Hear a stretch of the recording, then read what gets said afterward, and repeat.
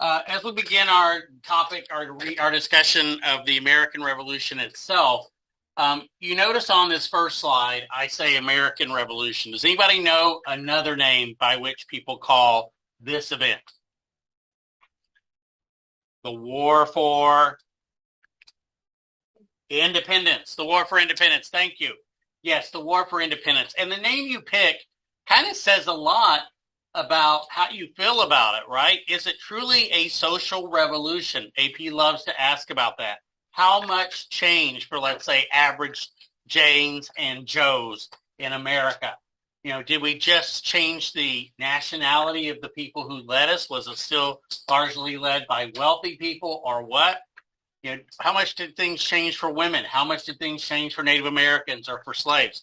Another name that people use, as I said, is the War for American Independence or the War for Independence. And when you say that, it definitely was a war for independence. It didn't start that way. You know, just like the Civil War doesn't start to be a war to end slavery, but it becomes that. It starts as a war to bring the southern states back into the Union after their secession. So the war kind of changes, and heck, it lasted a long time. Look at that.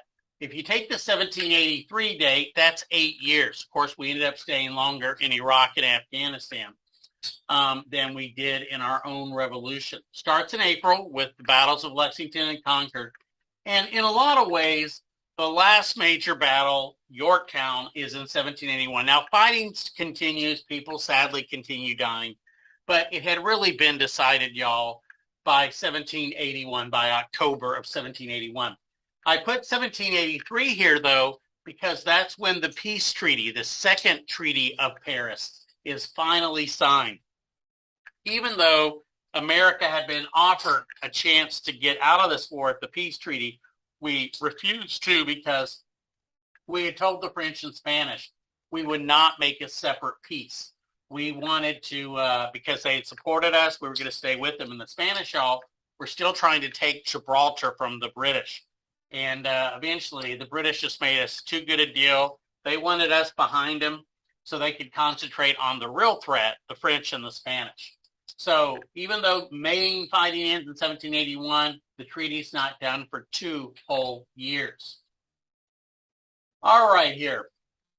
Now, the desire of many colonists to assert independent government in the face of renewed, or let's see, I've got that on y'all's papers here. Institute, what did I put up there? I couldn't read my own thing because that stupid talking thing up there. But anyway, y'all, let's see here. Oh, that's the next part. Sorry for all this confusion, y'all. Went better the other periods.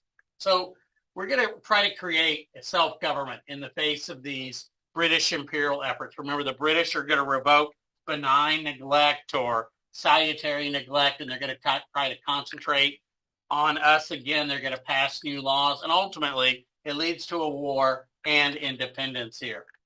So several different things, as you guys can see here, are going to unite the colonists. That is, those colonists who become what we call patriots or patriots. They used to use the word they pronounced it patriot. The Brits still do.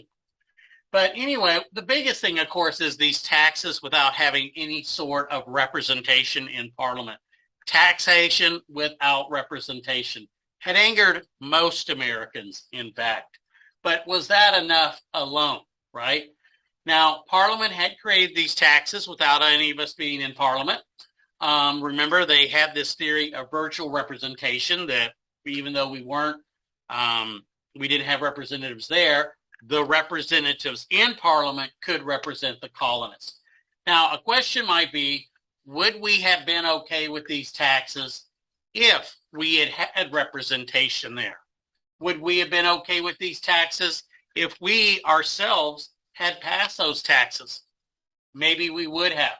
And this really kind of depends a lot on whether you see this as a revolution about economics, not wanting to pay, wanting to get control of our own financial house, or if you see this as a political revolution purely about our rights, our political rights, one of which is our own taxes going back to the Magna Carta of 1215. Now, colonists also, y'all, were kind of on a winning streak. kind of like the Texans. The Texans, y'all, are on a winning streak. They won one game. Wrecked their perfect season yesterday.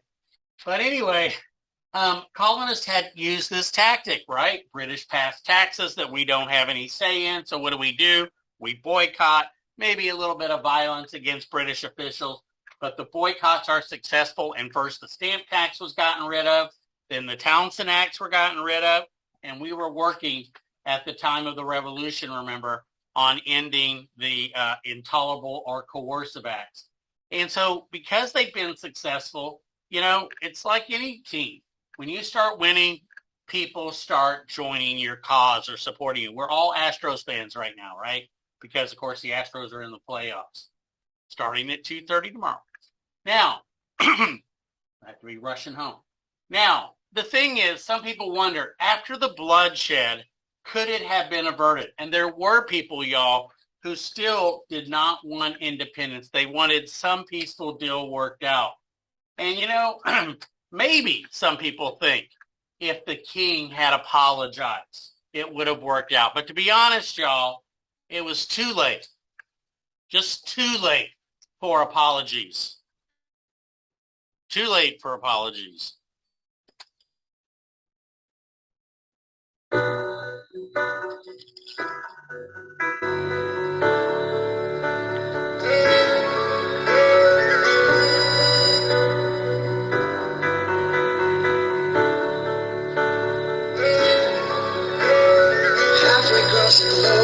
We're standing on the ground,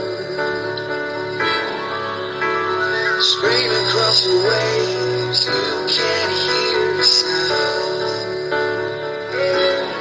There's no fair trials, no train, no liberties, no tea.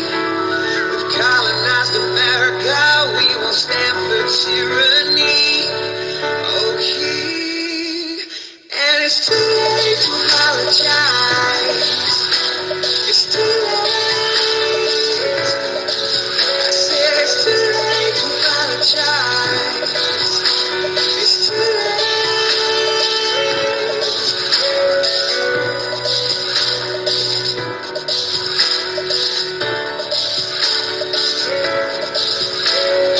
Raise your foolish tax, read the acts, and they just won't do.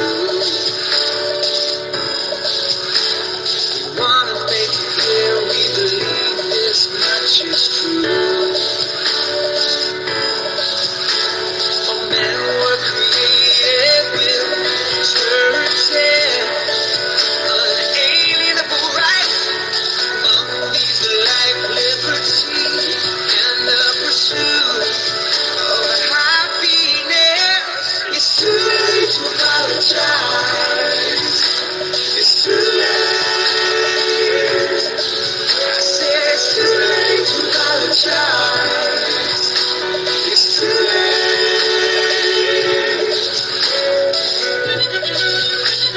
Now, Jefferson was really a very good violinist. One of the ways he won his wife.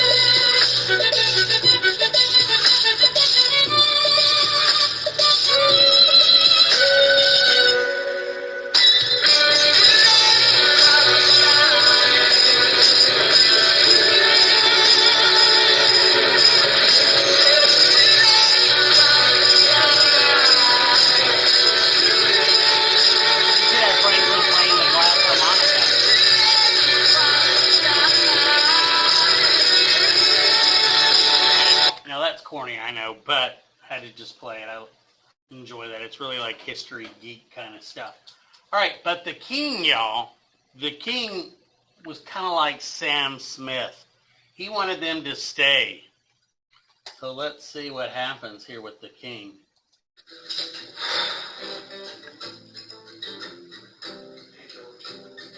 Hey, Mr. Pence. I'm hurting real bad this time.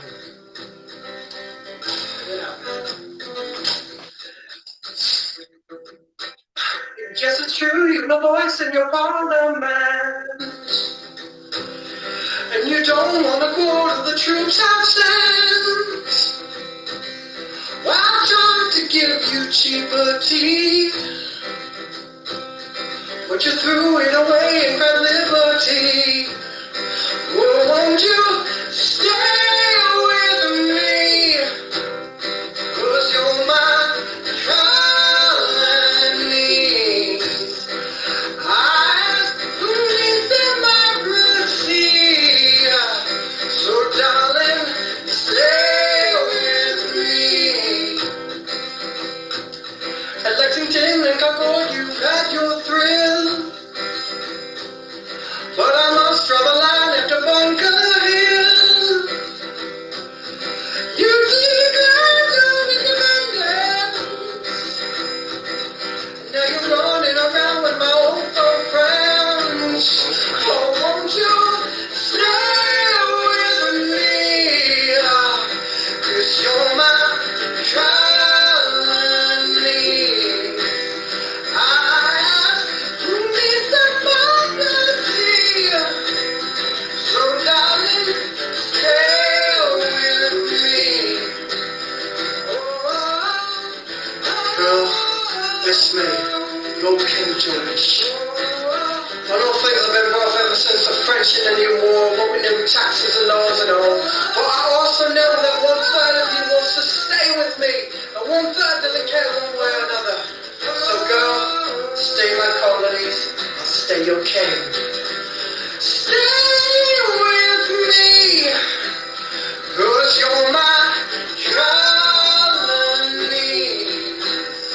I need democracy. So darling, stay with me. Oh, darling, stay with me. All right, pretty awesome, huh? Don't y'all think? All right, so the thing here is, and of course he makes a lot of good points and uses a lot of good history there. He's an interesting teacher and does a lot of those videos, Mr. Betts. Now, the thing is here, the individuals who were involved in this, and there's always a big dispute, was this revolution led from the top or was it a product of the people, more, a social inspired revolution? Well, you did have very wealthy people. Paul Revere wasn't quite wealthy yet, but would be. John Hancock was the richest man in Massachusetts. George Washington was the richest planter in Virginia. And these people risked it all. Generally speaking, wealthy people tend to be kind of conservative and don't want to risk things, right? Things are pretty good for them. But they took a big chance here. They would have lost everything, y'all, had the revolution been lost. So you got people like that, the very, very wealthy. Ben Franklin, of course, pretty wealthy at the time, probably the most famous man in America for his scientific work, of course, some of his great, and his literary work, Poor Richard's Almanac, his autobiography, his inventions, of course, scientifically. He loved Britain, but, when he went over there the last time, he was treated pretty badly by the British, questioned by Parliament, kind of dragged over the coals. And so he comes back a determined patriot. Now, one of the things that he argued was, of course, that we had contributed. And the term people used then, and it's a good term to use today, is what we call blood and treasure. Blood and treasure. You've spilt your blood of your people, and you've given your treasure, your money. He said we had done that in the French-Indian War, the 7 Years' War. We didn't need to be paying these new taxes for it. We had done our share, okay? British, of course, disagreed with that.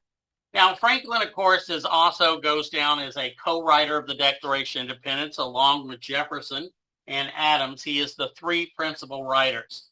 Jefferson usually gets the most credit, but Franklin did make some important changes into the Declaration, as well as the Constitution later on. And the other key thing that he does is to gain the support of France during the war. That should have a 3 in front of it. Somehow the 3 got lost. But anyway, he gains the support of France. He goes over there. He convinces them to join. And after our victory at Saratoga in New York, the French do join. And had that not happened, well, it might be a very, very different result in the war. Now, a term AP might like to see you guys use is what's called grassroots. You'll learn more about this in government next year. But grassroots means it's a movement of the ordinary people. You know, it comes up, it's not like created by one person or something. It's a bunch of people getting together and creating it. You know, like if you don't like what's happening in schools, if you don't like what's happening with the environment, and you get together with like-minded people and you start forming an organization, that would be a grassroots movement. You had a lot of ordinary men like laborers, you know, people who worked with their hands, artisans and craftsmen who went and fought in this war. And AP, y'all, loves to ask about the ladies. And so I will mention and even give you guys a little video or two of some of the most famous women who participate in this, because they've asked it before and they'll ask it again about the role of women in this. And of course, because women did participate in this, they are going to have some high expectations that their lot, their situation will come out, just like a lot of African Americans did. Indians, remember, about half end up fighting for the colonists, about half for the British, at least in the Iroquois Confederation. Now that was Mercy, as in Mercy Otis Warren. That was the great, you know, singer there. Oh gosh, I just went blank on his name. The Roy Orbison. There we go, from Lubbock, Texas, out there, or that area, singing "Pretty Woman." Now, Mercy, y'all, was a historian of the Revolution. In fact, she published, I think, the first history, man or woman history, that documents the Revolution. But also, during the Revolution itself, she wrote plays. She was a playwright, and these plays pushed independence. They were propaganda pieces that she would write. So people that didn't want to, say, read Common Sense could be influenced by going to see one of her plays, which kept this going. So she is definitely a woman you guys would want to mention if you were talking about women's role in this revolution, their contribution, which, like I said, comes up quite a bit. All right. Now, patriot mobilization. Now, when the revolution gets going, it relies at first and pretty much continue to rely on volunteers, right? On men volunteering. Usually the enlistments were pretty short, a few months to a year. And Washington, y'all, was constantly finding that his most experienced troops would often just get ready and get prepared when they would have to go back. A lot of these men, of course, were farmers and would have to go back and forth to their farms. And it was really hard for him to maintain an experienced army in the field. Now, of course, it was almost overwhelmingly men who fought, you know, as soldiers in this war, but women contributed in other ways. They grew food. They kept businesses going on, right? You know, they educated the kids. And that was very, very important. Women, for example, helped make the saltpeter that was one of the key ingredients in the gunpowder. They kept the farms going to feed the soldiers. And remember, they had to do their normal jobs of raising the kids and that kind of thing. So that was what the main group of women did. However, and you'll see this in World War II. Well, you'll see it in the Civil War, and you'll see it in the Revolution. I don't know of examples. There might have been in our later wars. But, you know, today, of course, women can serve and can even serve in combat. But that was not possible back then. And a few women, a handful, actually dressed up and disguised themselves as men. And I just so happen to have some very, very rare historical footage. I'm going to show you the second one. The first is a little... All right. I'll check his heart. Yeah.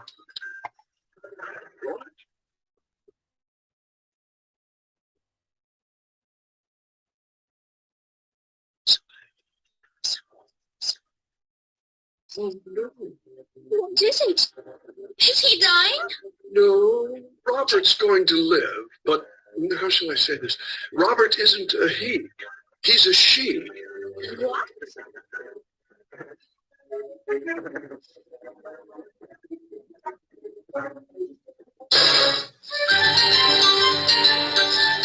Dr. Binney thought it would be better if you recovered from your wounds here in his house, away from prying eyes.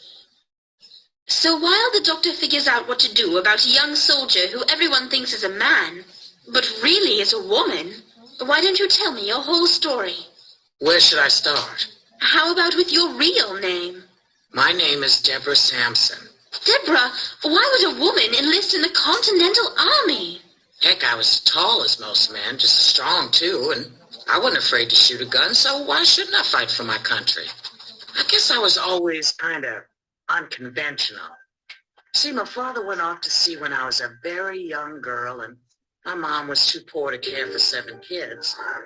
So I worked from the age of 10 to 18 as an indentured servant. Indentured? You mean forced to stay and work, not able to leave until your mother's debt was paid off? Yes, that's exactly what I mean. And I'll tell you one thing. Working in the fields made me strong. After my chores were done, I taught myself to read, Sarah. I read every book I could get my hands on. I must have learned a lot, because when I turned 18 and earned my freedom, they hired me to be a school teacher. But I didn't think women were supposed to be school teachers. I caused quite a stir, and I'll tell you something. I really did love teaching. I guess not following the rules just comes naturally to me. And since the Army doesn't accept women, you enlisted as a man. Well, I sure tried. Timothy Thayer? Yes, ma'am. The problem was, I tried to join up in my own hometown. Not the smartest thing. Timothy Thayer, huh? Well, I only know of one person in this town that holds a quill that way, because of an injured finger on her left hand. And that's the school teacher, Deborah Sampson. They caught you and you tried again? Why? Well, I just turned 21 and She rolled. I didn't want to just get married. And I wanted to fight for my country. To all brave, healthy, able-bodied young men. I knew the Army was hard up for soldiers, so I went to a town further away and enlisted there. How on earth did you go unnoticed by the other soldiers? It was hard. They teased me about not shaving, so...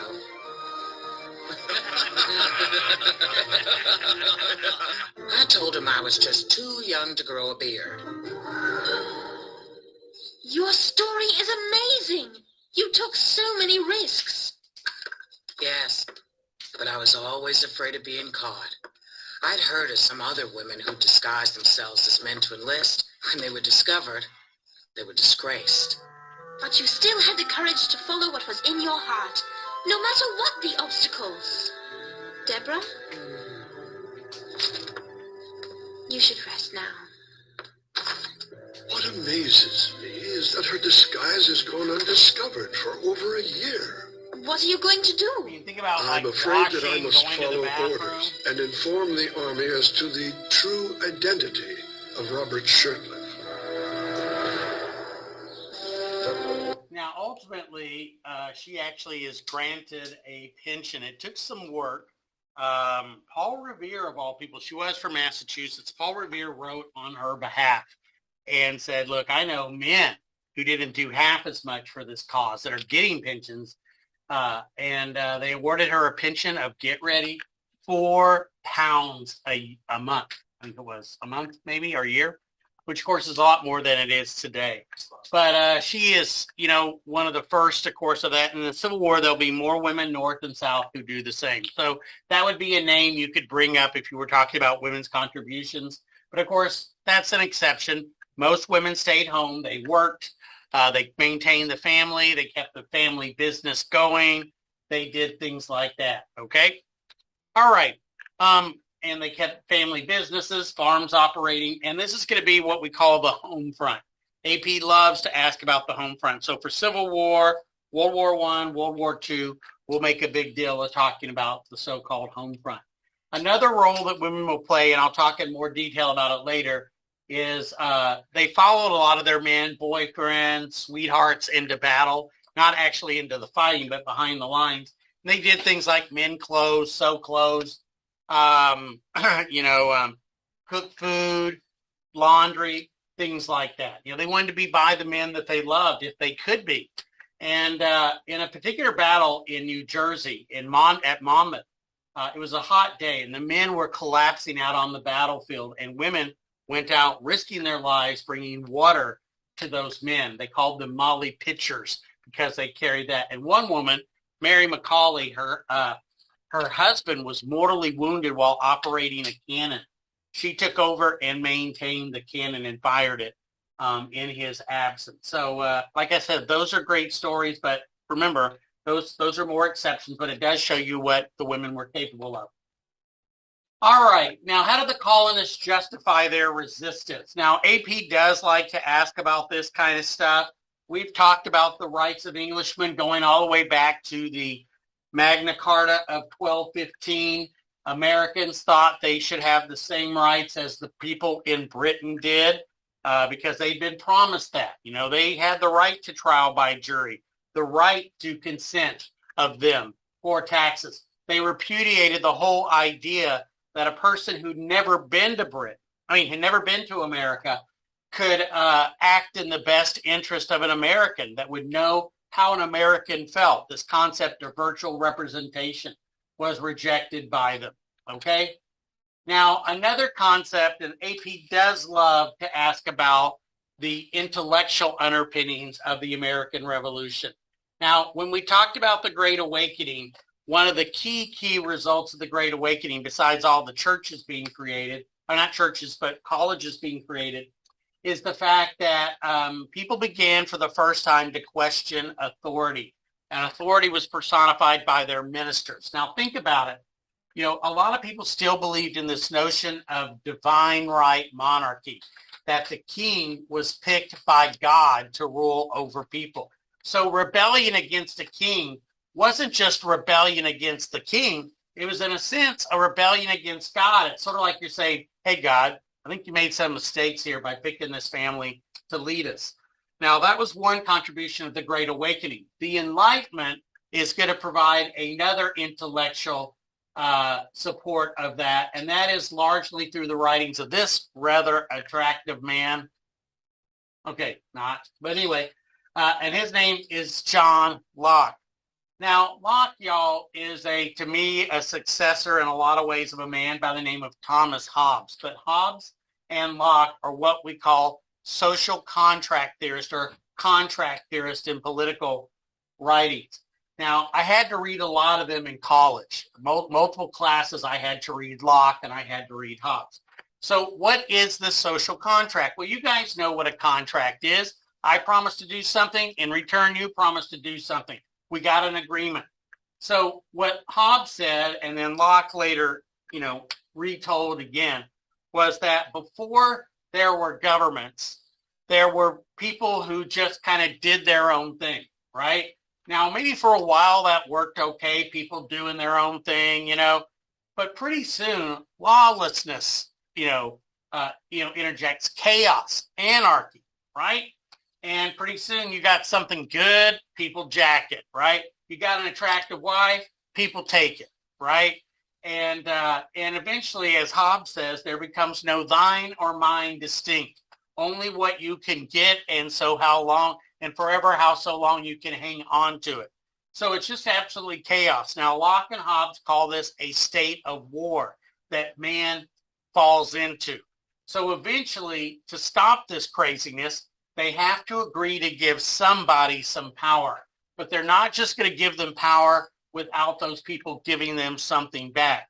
Now, according to both Hobbes and Locke, people have what are called natural rights, unalienable rights that cannot be taken away from you and me. The three most famous of these are life, liberty, and property. These are natural or God-given rights, okay? Now, so you and I agree to this dude to be in charge of us. But in return, for getting this power, he has to protect our lives. He has to ensure our liberty. He has to protect our property, right? And if he doesn't do that, well, we have a certain job to do. And there's Rousseau, who also wrote to a lesser extent about it. But if he doesn't do his job, if government fails in its job, it is okay to have a rebellion. Now, why is this so important? Well, when you guys read the Declaration of Independence, probably Thursday or Friday in here, you guys will read and you'll see the social contract explanation being given by by Thomas Jefferson. And a lot of it comes from Locke, but it's not plagiarizing. I remember I had an 8th grade teacher, Miss Irwin, who said that, oh, John Locke was plagiarized by Thomas Jefferson. No. Thomas Jefferson, y'all, wrote in the words that people were talking about at the time. Most intellectuals knew of the social contract theory. It was out there, and he was just using a current idea to talk to people, okay? So remember the words of John Locke, government is based on the consent of you and me. When, government stops doing its job, it's my and your right to replace the government. And this is going to be our justification for the rebellion. You got to remember, y'all, we were the first kind of country in the world that had ever tried to fight for independence in our own nation. This was a big thing. And we had to explain to kind of a surprised world why we would want to do this. Okay? Now, other justifications or explanations. And to me, y'all, it's no surprise that the revolution begins in New England. New England was primed and ready to go for an insurrection. Now, all through the colonies, people had traditions of self-rule, where they were used to running things, no matter which colony you were in. Everything from Georgia to Massachusetts, y'all, Massachusetts. You, in at least one house of the legislature, the people elected their own representatives. They weren't picked by the king in both houses. Some were picked, but not both houses. The Virginia House of Burgesses was an example of this. Its burghers, that's what they were called, were picked by the people. In New England, people had an example of direct democracy, something that really you only see in ancient Greece, where you have all citizens of that town showing up and representing themselves.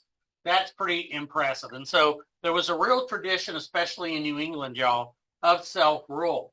Now, what's been interesting is in the last, 30 or 40 years, we've seen a lot of historians talk about the role of religion in the revolution.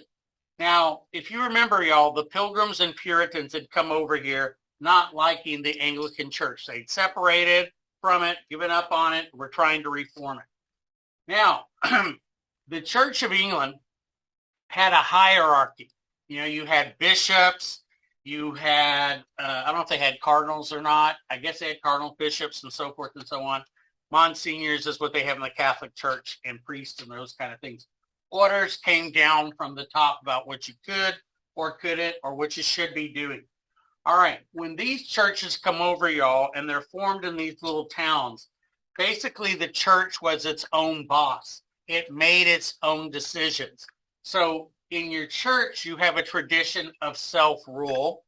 Once again, like with the Great Awakening, it's not a big jump to want to expand that to having your own self-rule in your government. So that's why I say, y'all, it's not a real big surprise this revolution happens first in New England, and then the others catch on.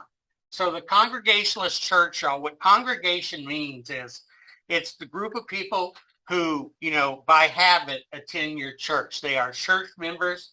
They're there every Sunday and Wednesday, not those kind of people that show up, for like maybe, Christmas Day or Christmas Mass or whatever, or only show up on Easter or something. These are regular church members. Now, and of course, you guys know the tradition of salutary or benign neglect that we had lived in the colonies. So all of this, y'all, when that was being threatened, and because of our experience at self-rule, we were ready for this. And it's no surprise where these conditions don't exist in other countries or other colonies, say of Spain or France, that our revolution comes first. Okay, and I think that's kind of an important thing to know. All right, now I gave you guys a map on the next couple pages. You don't have to label these, they're already labeled, but in your mind, I kind of want you guys to know where you would find Tories or Loyalists and where you would find Patriots, okay? Now, Loyalists, y'all, that was their name. And they went by the name Tories as well, because that's the British Conservative Party. That's the nickname, even to this day. If you're a Tory, you're part of the British Conservative Party. Now, the strongholds, where you could expect to see large numbers of them. These were the people who were still loyal to the crown. If you look here, most of them are going to be these orange areas. There's a little bit here in Rhode Island around Newport. There's a patch here in New York. But man, New York, y'all, is big, big. So is Philadelphia, Norfolk, okay? Wilmington, and look at this little strip that runs into North Carolina here. Charleston and Savannah. Now, what do you notice about where the strongholds of the Loyalists are, those orange areas, y'all? What do they have in common? Look at where they are, y'all. They're by the water, and they are cities. So these cities, y'all, tended to be very loyalist. The green areas are the patriot sides. They're the countryside. And kind of what this reminds me of, y'all, have y'all ever seen those maps that show what parts of the country voted Republican and what parts of the country voted Democrat? Y'all ever seen those? And when you look at it, most of the country is red. And you're like, oh my gosh, our whole country is Republican. But what areas tend to be blue? The cities. So when you look at it as a population thing, we're really a lot more 50-50 than you would think. But if you look at it geographically, the people living in the countryside, the people living outside the cities, for the most part, tend to be Republican. People in the cities tend to be Democrats. So it's kind of the same thing that you see here, y'all. Now, Loyalists varied from 20% to 30%. The common number most people state, y'all, is a third. About a third of the country remained loyal. Some of this meant you just didn't support the Patriots. You maybe sold or gave food or provisions to the British soldiers. But there were also Loyalists, y'all, who would fight and take up arms against their fellow Americans. A guy by the name of Banastre Tarleton was big into this. And Tarleton, he led a whole group of Loyalists. They wore green uniforms. And, I don't know why we call it a civil war, y'all, because there's nothing civil about a civil war. It is nasty, right? And, it's a chance for neighbors who maybe have hated each other to get revenge, family revenge, and especially down in the Carolinas, y'all, there were some terrible, terrible atrocities. Loyalists on patriots, patriots on loyalists, women killed in brutal, brutal fashion. So it could get really, really ugly. Nothing approaching what the French had in their French Revolution, but there were some embarrassing cases. So I tell you this, y'all, because for so much of our history, you and me growing up, we've seen the revolution in very simple terms. Americans jointly fighting against the British. But understand that, a third of Americans were supporting the British in this. And indeed, we had friends over in the British Parliament. That's one reason why when we write the Declaration, y'all, we blame everything on George III. We didn't want to tick off our friends in Parliament that were the so-called Whigs. So the states, our future states that Loyalists tended to concentrate in were New York, New Jersey, which was actively fought back and forth, y'all, man, back and forth, up and down New Jersey were areas there. And of course, your Carolinas had large areas of Loyalists. Now, there were poor Loyalists, but a lot of Loyalists, y'all, were pretty wealthy people. And this is going to prove handy, as you'll see in just a sec. But think about the reasons why. If life is pretty good for you, you're making a good living, you got a nice house and everything, do you really want to risk that on some new country or some new, experiment? No, you like what you got. And of course, what if you work for the British government in some capacity as an official?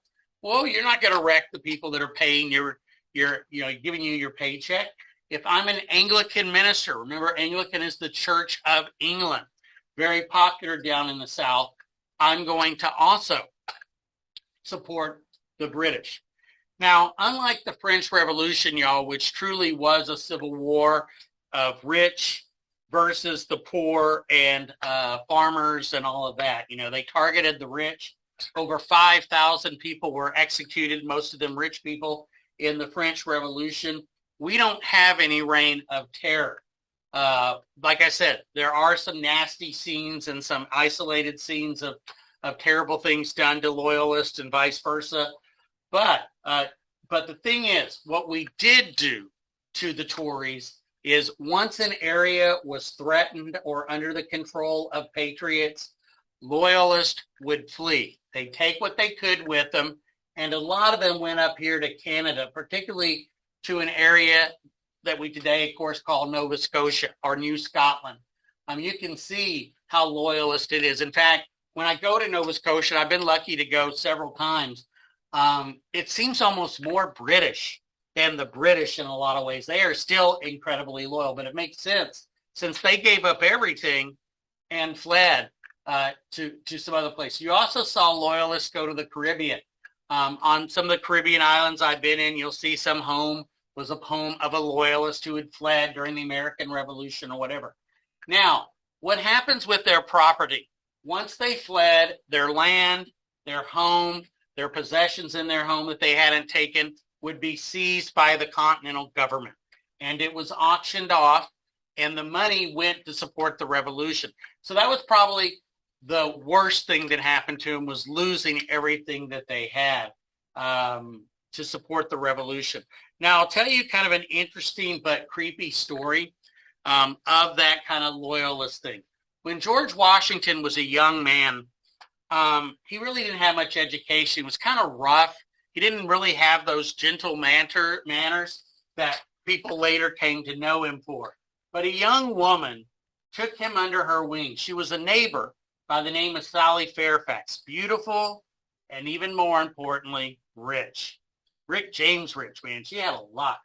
Even today, Fairfax County is like one of the richest in this country, y'all. So anyway, I know George was seriously in love with this woman, but this woman was married. And George, y'all, was not going to cross that line. George, y'all, was a very moral man, and I'm sure he was in love, but he wouldn't cross the line. Well, she turned out to be a loyalist, and she and her husband went back to Britain. And George was left to auction off and to sell her possessions. And guess what he bought? Her bed. Now, is that kind of creepy to y'all? Okay, y'all don't seem to care, but I thought that was kind of like, I mean, and what do you say to your wife, Martha, when you're like, hey, I just bought Sally's bed stuff. Can we use it tonight? Okay.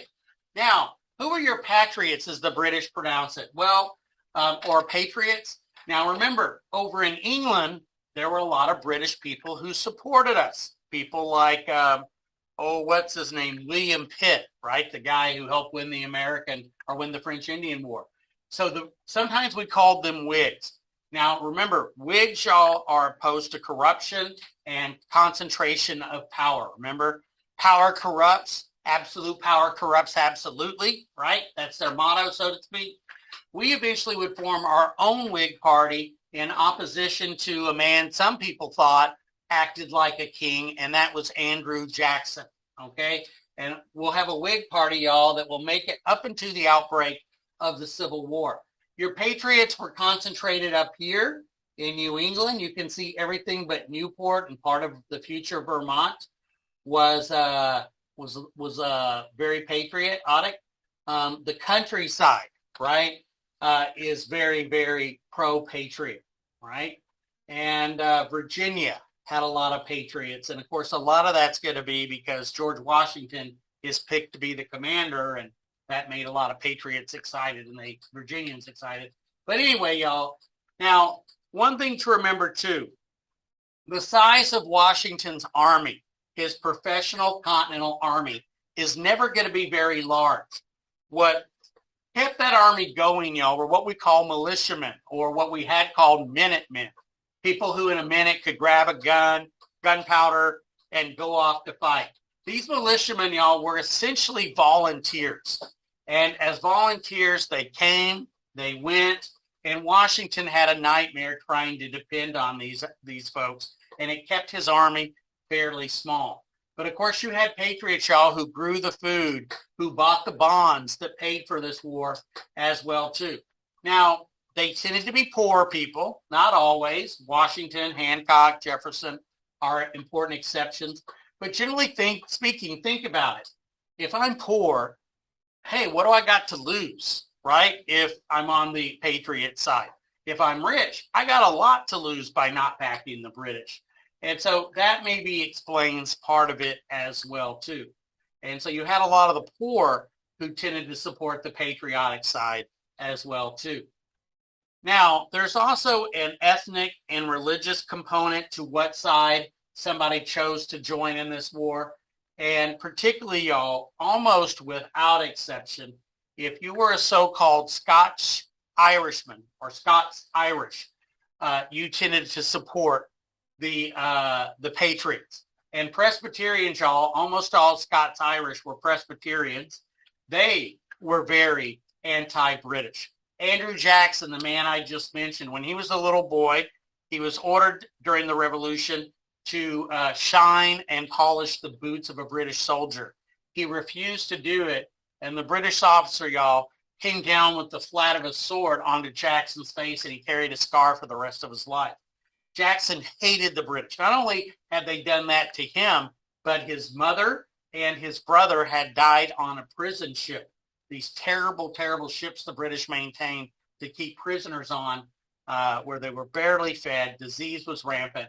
And so anyway, y'all, the Scotch-Irish out here on the frontier, remember, they were the Indian fighters. They didn't like the Proclamation of 1763. They had all these reasons. Now, we call them Scots-Irish because originally they were from Scotland, but the British had moved them to Ireland in an attempt to bring Protestantism to Ireland. Ireland had remained largely Catholic, so they thought, let's just import lots of Protestants and kind of overpower the Irish. Well, they had a miserable time in Northern Ireland, and a lot of them would flee and come to America with their hatred of the British. So that's who your patriots are.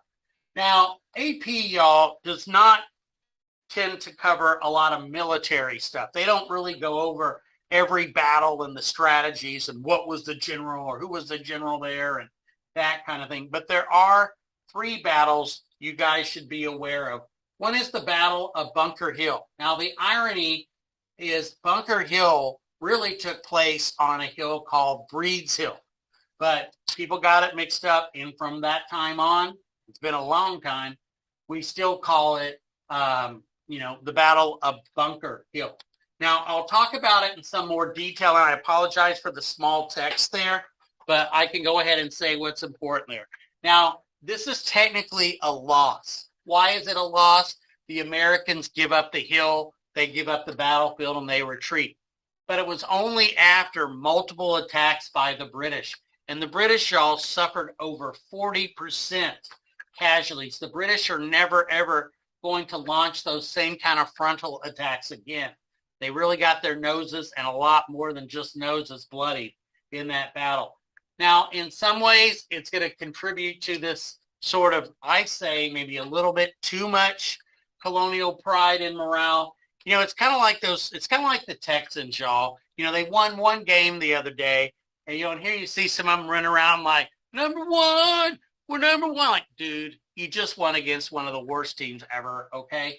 So don't make a big deal about it. But the colonists kind of got cocky and overconfident in this whole thing. But nevertheless, it's a big deal, and it does change how the British fight battles. Now, the Battle of Saratoga is probably the most important of this 3. Now, in this battle, y'all, it was an incredible American victory. The American General Gates defeats and has an entire British army under General Burgoyne surrender to him. Now, this is so shocking and amazing to the French that they decide, hey, those Americans are legit, man. We should get on their side. and they actually make an open alliance where they start sending troops and eventually sending ships to our cause. This is considered the turning point of the war. This doesn't happen, y'all. Revolution. Maybe it doesn't. Sad that General Gates later turned out to be an incompetent failure. But at that battle, y'all, he did well with the help of a certain dude called Benedict Arnold. Now, the Battle of Yorktown is important because it's the last major campaign. Now, it's really not just a single battle. It's a series of battles and a siege where the British under Cornwallis are surrounded. Cornwallis hoped to maybe retreat and be evacuated or at least be resupplied, reinforced. But the French fleet keeps the British from getting that. And finally, Cornwallis surrenders to Washington. Although it isn't actually Cornwallis, Cornwallis is very embarrassed. And as a result, he feigns sickness and has one of his subordinates go to surrender instead of him. He just couldn't bear to surrender to those Americans, those colonials. And it is the last major battle or campaign of this war. Okay, there we go. So I want to mention one of the incidents. It isn't so much a battle, but it's something important to understand. And it introduces a character by the name of Benedict Arnold that you guys will hear quite a bit about later.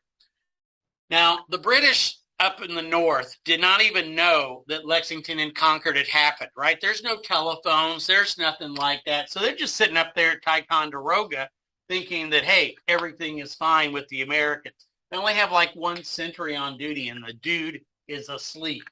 Now, a man by the name of Ethan Allen, later he became a furniture store. When I was a kid, y'all, that's what my parents bought was always stuff from Ethan Allen. Our house looked like it was from 1776 inside, which is kind of cool for a history guy like me. But anyway, this is what the real Ethan Allen looked like. Mountain of a man. This dude was ginormous. Other men used to orbit around him. One day he came up missing, y'all, and it took all four sides of the milk carton to show him. That's how big he was. Yeah. His yearbook picture, they had to use like a balloon up in the sky to take the picture. No, he was big. Anyway, so he was the leader of a group of kind of separatists who wanted to separate from New York and wanted to form their own colony that they were going to call Vermont. And so the boys took the name Green Mountain from Vermont. And they weren't boys, they were big men too. There were about 80 of them. So independently, he figures out, hey, I bet you we could hit the British and take Ticonderoga, which the British had taken from the French in the French Indian War at great loss of life. We could seize it and we could take it. And the other guy who accompanied him, they ran into each other and decided to do this jointly, was Benedict Arnold. Now, we have the booze because, of course, Benedict Arnold is synonymous with what today? Not alcohol. Maybe, I don't know, maybe he did drink. Oh, they said booze.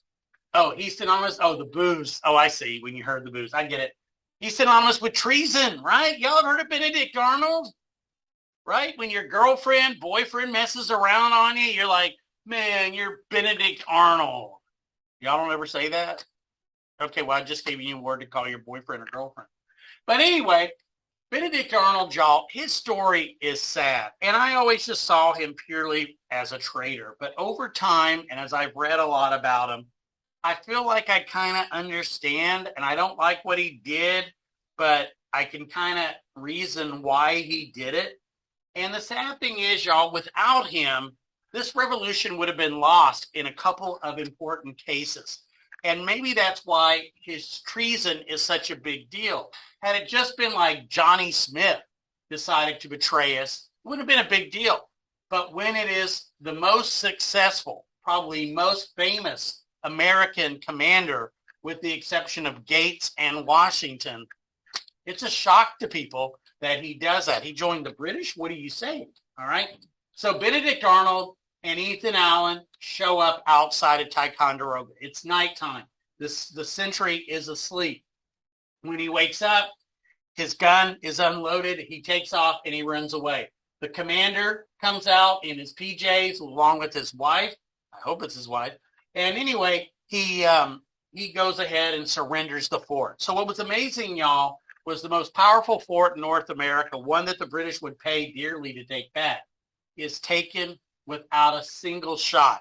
And even more importantly is the 100 cannons that lined its ramparts, y'all. These 100 cannons are going to constitute for a while the majority of America's artillery, right? But of course, we're going to have to get them to Boston. And in another slide, you'll see the 300-mile trip it took Henry Knox, and others to do that. Okay, now we're going to talk about the Battle of Bunker Hill real quickly. Now, I've given you the basics of it here. Here we have the Charleston Peninsula up here, right? This kind of guards Boston itself. Ships coming into Boston, y'all, have to pass right by it. Now, the British had already been surrounded in Boston after the Battle of Lexington and Concord. But, thousands of other troops showed up, and they got orders to fortify Breed's Hill here. Bunker Hill here, right up here, this bigger hill located right here, to keep the British from coming to Charleston, but also, if necessary, to cut off British shipments and supplies, because the British all had already sent like 2,000 new troops to Boston. So it was a way to kind of guard that. Now, the British thought about taking the hill, but before they could, Americans took it. And to their surprise, in a single night, the Americans dug a 136-foot-long trench and fortified it with logs and things and made a very, very tough position. British tried to bomb it, and then they decide they're going to take it. Now, the British are trying to break the American will here. They really think if Americans truly see, thousands of British soldiers armed to the teeth, marching perfectly at them, they'll turn around and run away like scaredy cats. And this whole rebellion thing will be over like that. But the Americans don't turn back, okay? Now, the thing that's going to cost them the battle is they just don't have enough ammunition, gunpowder or bullets. Now, because of this, Israel Putnam, who was the commander of the troops officially there, he told them, don't shoot at the British until you see the whites of their eyes. In other words, until they're really close. We don't have ammo for you to waste by firing 400 yards away when they first start coming at us. Wait till they get up close and then take them down, reload until they give up. And the British all are going to launch two different assaults. They're going to go up, be just absolutely hit big time, run back down, get reinforcements, get their back together, and then charge back up again, only to be driven back down the hill a second time. Finally, on the third time was the charm, but by this time, y'all, the Americans are running out of ammunition. Some were putting rocks and pieces of glass into their guns and firing those. And finally, y'all, they decide that they have to leave. So because we flee the battlefield and the British are left to take it and to bury the dead, it is considered technically a British victory. But there's a term that we get from Roman history. It's called a Pyrrhic victory. A Pyrrhic victory. And a Pyrrhic victory, y'all, is kind of like what Santa Anna had at the Alamo. Technically, he won because he took the Alamo, but his forces were so devastated. He lost so many men that any more victories like that, and he would have been done. So a Pyrrhic victory is you technically win, but in the long run, it hurts you more, okay? And so anyway, y'all, Bunker's Hill or Breed's Hill is important. Now, we lose because we fled, but the British all are really going to have not just bloody noses, but it's going to change their psyche. From that point on, British commanders were unwilling to really launch these kind of frontal attacks. In fact, many different times, George Washington, who's not at this battle yet, he hasn't been picked and hasn't gotten there if he had been. Washington is able to escape time and time again. It reminds me a lot of the Civil War. In the early Civil War, y'all, General Lee might have been finished off, but the Northern generals were very reluctant to just keep on attacking and keep on pursuing and maybe end the war. They didn't want super high casualties. And it's, of course, going to take General Grant to change that. The British are never going to launch those kind of things. They had 40% casualties. Over half of their officers were killed or wounded. In fact, the Americans often targeted the officers particularly, which was kind of an unwritten rule you weren't supposed to do. You were supposed to like, hey, I won't shoot your officers if you don't order your men to shoot our officers. And that's the way it's supposed to work. Now, this may surprise y'all, but I just so happen to have rare and historical footage of this battle. It's noted that the ship carrying the generals to the colonies was called the Cerberus, after the mythical three-headed dog that guarded the gates of hell.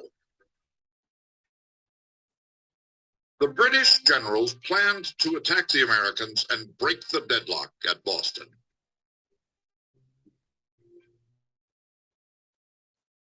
But within 24 hours, rebel spies reported the British strategy to the Americans. The Americans decided to move first and occupy the Charlestown Peninsula.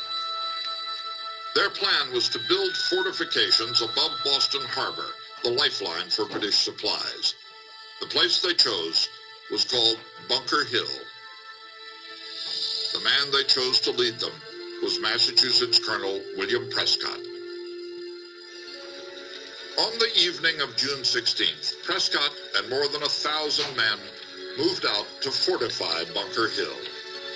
Instead, in the confusion of darkness, the rebels chose a lower site called Breed's Hill. The Americans labored all night on their defenses. At first light, a watchman aboard a British warship was shocked to discover that the face of Breed's Hill was crowned by a 136-foot-long entrenchment.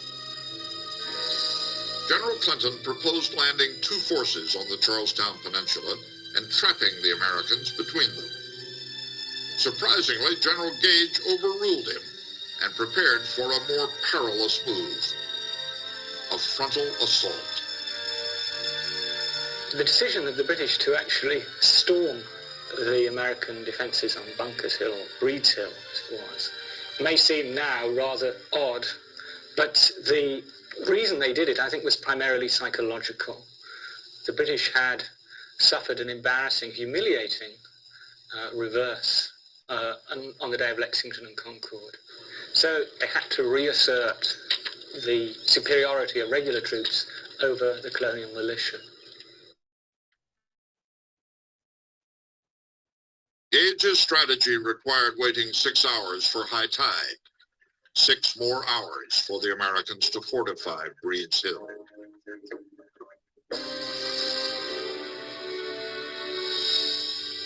In Boston, General Gage stared through a spyglass at the hill and asked his aide the identity of the tall man standing on the earthworks, braving the cannonade from British warships.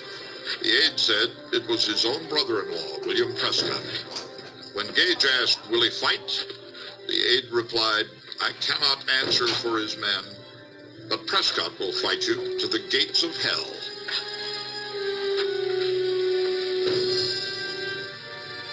At the rebel redoubt, an elegantly dressed patriot arrived, carrying a borrowed musket on his arm and a book of poetry in his pocket. Joseph Warren was one of the colony's most successful physicians and the leader of the Boston rebels. At dinner the evening before, he had confided to companions that he had foreseen his death on this hill, but he had no intention of ducking the fray. These fellows say we won't fight. By heaven, I hope I shall die up to my knees in British blood.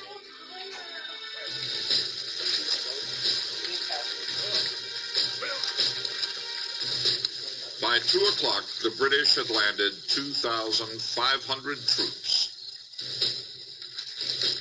By 3 o'clock, they were ready.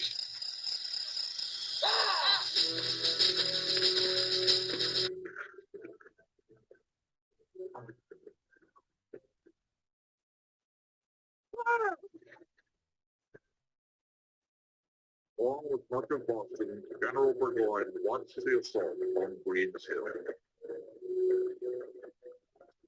Now ensued one of the greatest scenes of war that can be conceived. Howe's troops defending the hill. The roar of cannon, mortars, and musketry made the whole a picture of horror beyond anything that ever came to my lot to be witness to. The Redcoat charge collapsed. Officers in particular were singled out.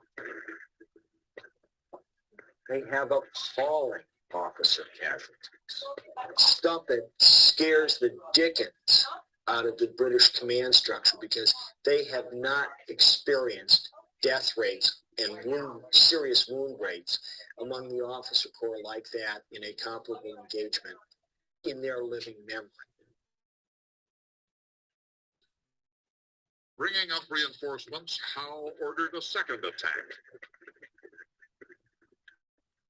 And then a third. Now the rebels were nearly out of powder. In the last charge, some had even fired broken glass, rocks, and nails in place of musket balls. Prescott's men waited until the Redcoats were again in range and spent their last precious rounds. Major Pitcairn, who had led the Redcoats onto Lexington Green just 2 months earlier, went down with 4 shots in him and died in the arms of his son. Defenseless now against British bayonets, Prescott finally ordered his men to retreat. The dead and wounded lay on every side of us. Their groans were piercing. Our orders were to make the best retreat we could. We set off almost gone with fatigue, leaving some of our dead in the field.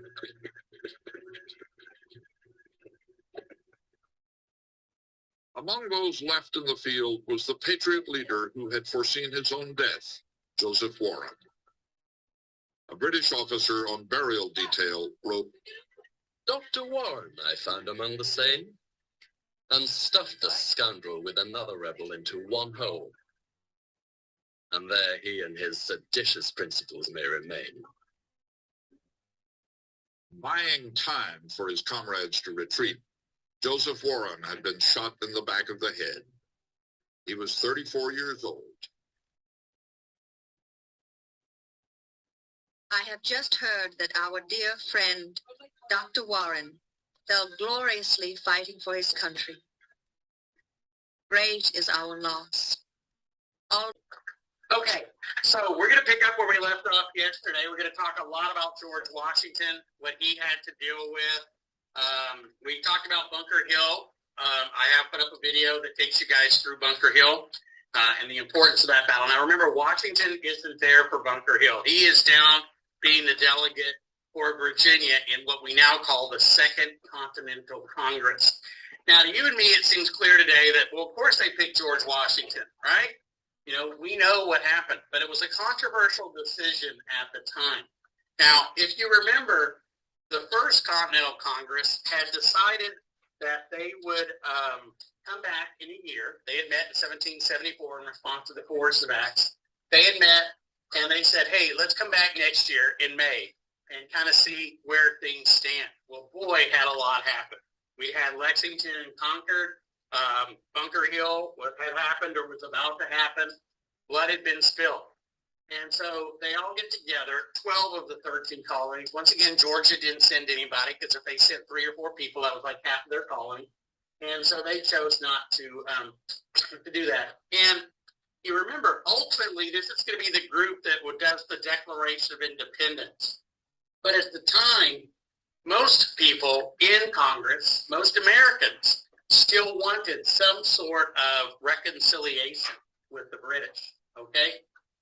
So the Second Continental Congress is given the job to pick somebody to be overall commander of what will be called the Continental Army. That's our first army.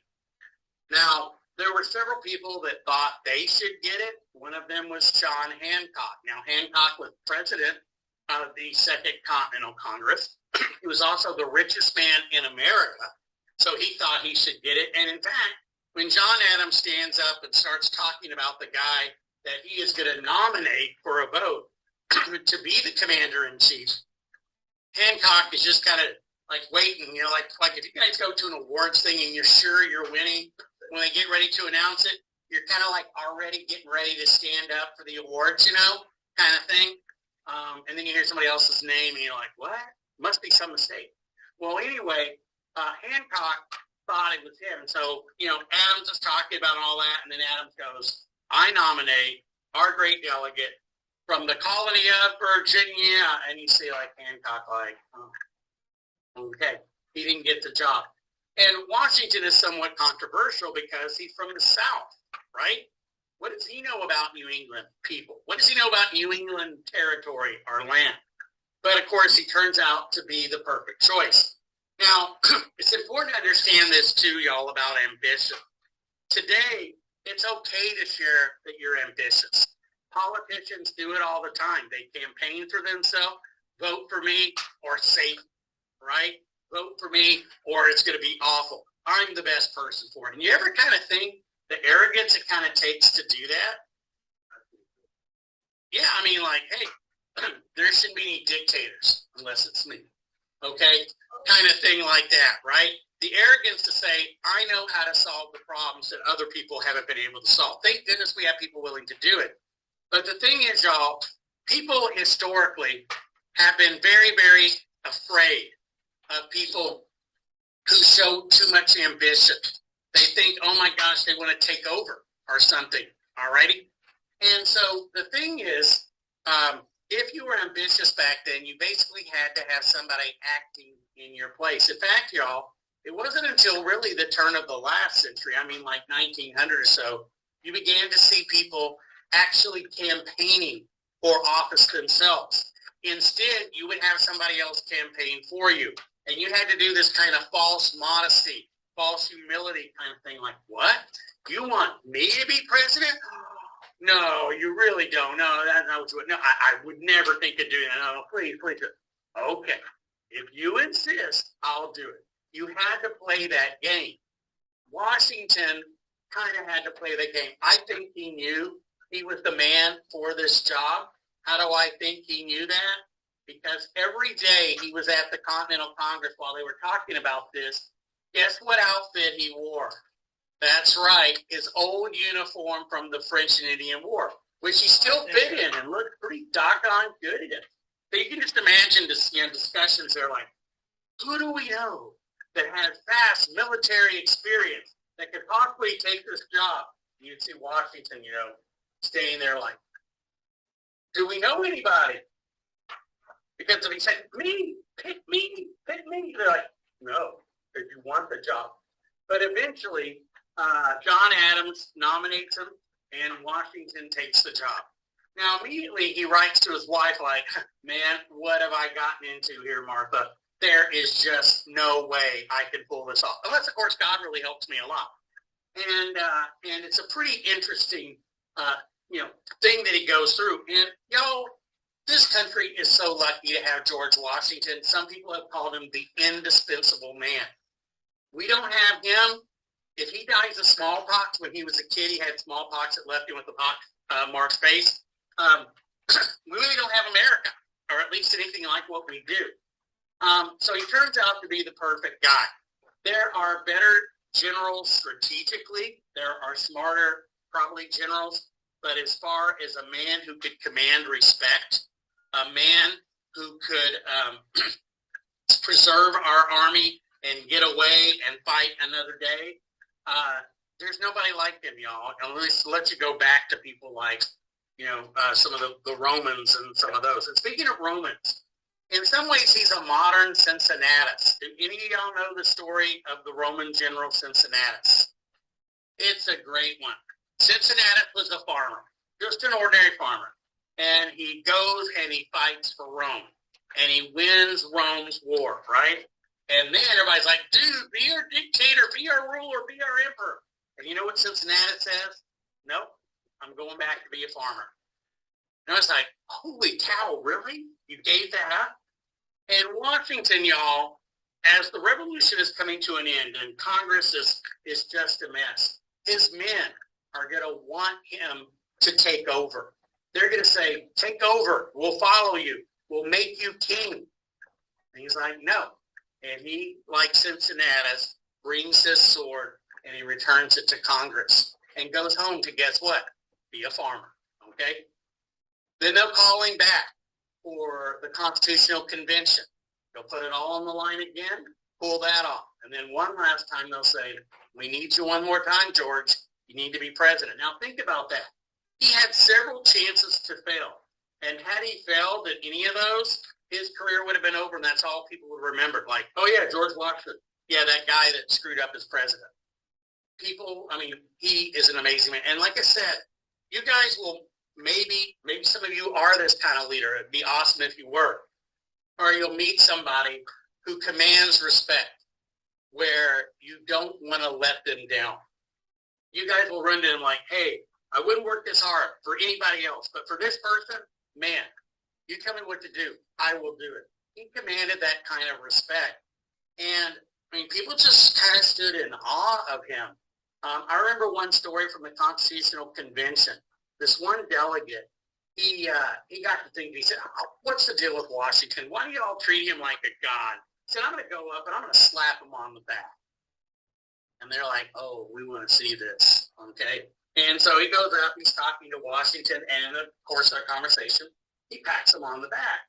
You could have heard an ant burp, y'all. Everybody's like, and Washington just kind of looks down at him, and he realized, I'm never, ever going to try that again. There are people like that, y'all, and Washington was one of them. So we're very fortunate that this is the guy they picked. But what's ironic is everything seemed to kind of go against him. Yeah, he had experience, but guess what? Experience at losing battles. Like, wow, that's great, right? And of course, you and I know it was the best choice possible. But there was a big element of politics in this decision, like most things, right? Washington was a Southerner. Up until this point, y'all, the war had all been in New England. New England people, New England battle sites, except for Ticonderoga, not even a battle, way up there. Washington was a Southerner. And the hope was, if we get him, this will gain Southern support. If we bring Washington, maybe we can bring the South in on this side. And like I said, they're probably better generals in the sense of their military knowledge and skills. But what Washington could do was preserve an army, keep it going, get away when he had to. He knew what battles to fight, what battles not to. He learned. I mean, he got his butt kicked in New York, but he learned some important lessons. But the key was he could get away and live to fight another day, as I've said already a couple times. So that is the key thing to remember. Now, the next person to talk about is Henry Knox, okay, later to become our first, not Attorney General, but Secretary of War. He becomes our Secretary of War. All the pictures we have of Knox, the paintings are when he was older and, let's just say, more corpulent. What does corpulent mean? Yeah, like me, exactly. And so he loved books. So if you love books, the best thing to be is a bookseller or work in a library, right? And so he was a bookseller. He read all day. What he specialized in, y'all, was military history, particularly artillery, okay? Artillery as such, you know, cannonballs and stuff had been around, what, a couple hundred years or a little bit more? He was probably the foremost expert in the country on artillery. Another amazing thing about Washington, y'all, and this takes a certain amount of I don't want to say, it's the opposite of arrogance, of basically understanding that you're not the smartest guy in the room always. Sometimes there's somebody smarter, at least on an issue, than you are. And so Washington, y'all, was really good at finding the best talent and listening to them without feeling like, you know, hey, I got showed up by this guy. So he brings in Knox, like, dude, you know a lot more about artillery than I do. Can we get those cannons here? We need those cannons down here. And so Henry Knox makes his way all the way up, y'all, to Ticonderoga. Over 300 miles he had to travel to get up there. It's the middle of winter time, right? They dragged those cannons back all the way down to Boston. And then they dig them in, and the British all wake up to discover that there are 100 cannons facing them. And it's going to cause the British Army and the British loyalists in Boston, probably all New England had, to flee eventually.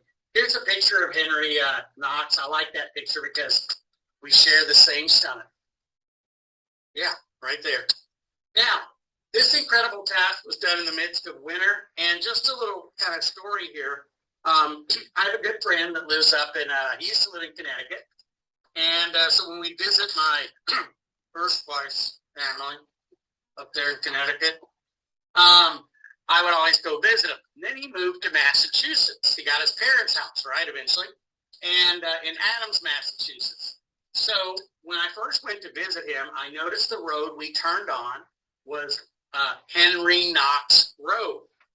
And I'm like, Henry Knox? You mean like, the guy that dragged the cannons? And he goes, yeah, they came right by this house. Well, the house wasn't there, but they came right down this road. In fact, the road was kind of cut out of the woods way back in 1775 to do that, right?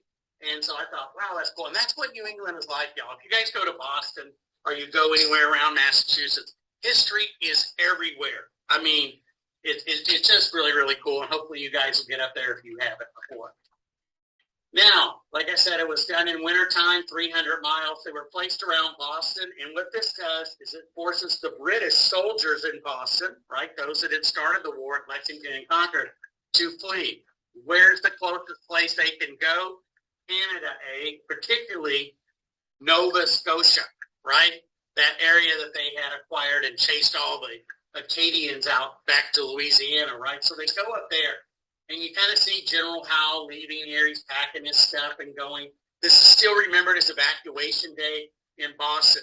And just kind of an aside that's interesting because I love Boston. I love Nova Scotia, particularly its capital, Halifax. And the two cities, y'all, have an interesting relationship that goes back to this time, but also to Titanic, one of my other favorite things. When Titanic sank in 1912, y'all, most of us think, what happened to the bodies? What do y'all think happened to the bodies in Titanic? They froze. Did they go down with the ship? What Jack did, right? Like, don't let go, don't let go. And then what did she do? She let go, right? And so anyway,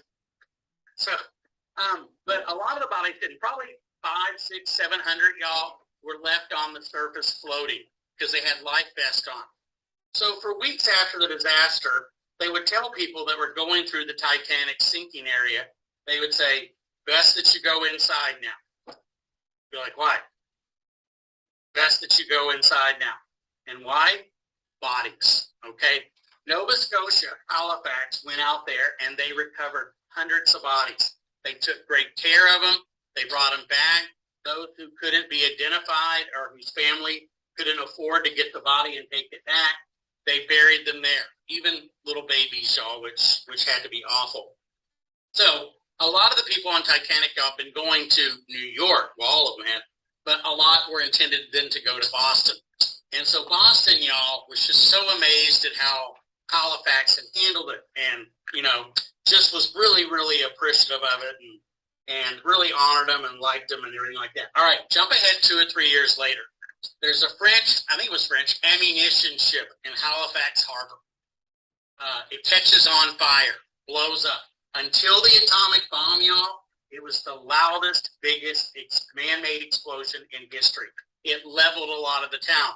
Guess who now helped out Halifax? Boston, right? And so it's kind of an interesting kind of connection, and they're two of my favorite places. And, with the small tax-deductible donation, you could help me visit there this summer. So, anyway, so there you go. So anyway, y'all, in the meantime, Washington is making his way up to, from Philly, up to take command of the troops in the Massachusetts area. And then Washington correctly figures it out. Howe will probably, get his forces, get his you-know-what all together, and he will come after New York. So Washington takes that new Continental Army to defend New York and New York City. Okay? So that's where he heads. Now, once again, y'all, a good reason why we might call Washington the indispensable man is when you look at what he had to deal with, what he had to fight. Only about a third of the colonists, y'all, were in favor of a war for independence. That number may go up slightly during the war, may go down slightly. But don't think of this war as a popular war where every American just thought this was awesome. They couldn't wait to kick the British out and that kind of thing. Only about a third of them really were that sure about independence. Now, Common Sense, the pamphlet, will help change a lot of that. Another third were actually outright for the British. And then finally you had the third that just like, hey, I'm not on either side. Just leave me alone, man. I just want to, work my garden, have my business or whatever, be with my family. So he didn't have an overwhelming number of people on his side, 2/3 of the country was either for him or didn't really care either way. Now, this next thing to talk about is something I think it's a little bit harder for us to understand today, although as Texans, as I assume most of y'all are, it's a little bit more understandable. You guys ever see those commercials? I guess they still have them where it's like, they name some car company, so-and-so has tough trucks, tough Texas tough trucks, right? And they really push the whole Texas thing. Like, I bet you can't get this truck anywhere else but in Texas. And, they make a big deal of that. And I just can't imagine, say, Rhode Island. Rhode Island has tough Rhode Island trucks. No, it's just not going to work. Texas was an independent country. Many Texans, y'all, still kind of consider themselves almost another country. I don't know if other states have pledges. I'm sure they do. But I don't know too many other states that say they're pledged, right? But Texas does. We're our own country. Don't ever forget it, right? Probably still should be again, you kind of have that thing. And so as Texans, maybe y'all can understand this. Most Americans did not feel a loyalty to an America yet. They felt a loyalty to what? Their colony, ultimately a state. Remember when we did that chart at the beginning of the year and I made you guys talk about the economies of the different regions and how they made their money and what their religions were and how they, how their schools were and socially and ethnically and all that stuff. They were very different, y'all, back then. Each colony was very different from its neighbor. And so it was really hard to convince a lot of Americans, I'm from, let's say, Rhode Island. Why should I go fight in Virginia? I'm from Virginia. Why should I go fight for Rhode Island? They didn't really have that down yet. And this is an important concept that I think the North got rid of before the South did, because up until and through the Civil War, y'all, many Southerners felt more loyalty to their state than they did their country, even to their new country called the Confederate States of America. Robert E. Lee, y'all, was the most famous military man in America at the time, and Abraham Lincoln offered him the job to command the Union Army. Now, Lee isn't in the Confederate. In fact, his state, Virginia, still hadn't even left at this point. Lincoln's like, hey, we need you to command the Union Army to compel the southern states that have seceded to come back into the Union. Lee thinks about it and then finally says, I can't do it. I can't draw my sword against my country. Now, he wasn't talking about the Confederate States. He was talking about his country of Virginia. Okay, so kind of think that, y'all. And another thing, that this always makes me remember, y'all, and it kind of brought it home, and it's weird how little things stay in your brain. But in 1983, my niece and I, and it was 83, one of my nieces, and my mom and dad and I, we went to Epcot in Florida. And I was studying French in college at that point. And I'm in line, and I hear these people speaking French in front of me, this couple and their kids. And so I got to do what? I got to try out my French. So I'm like, vous êtes français?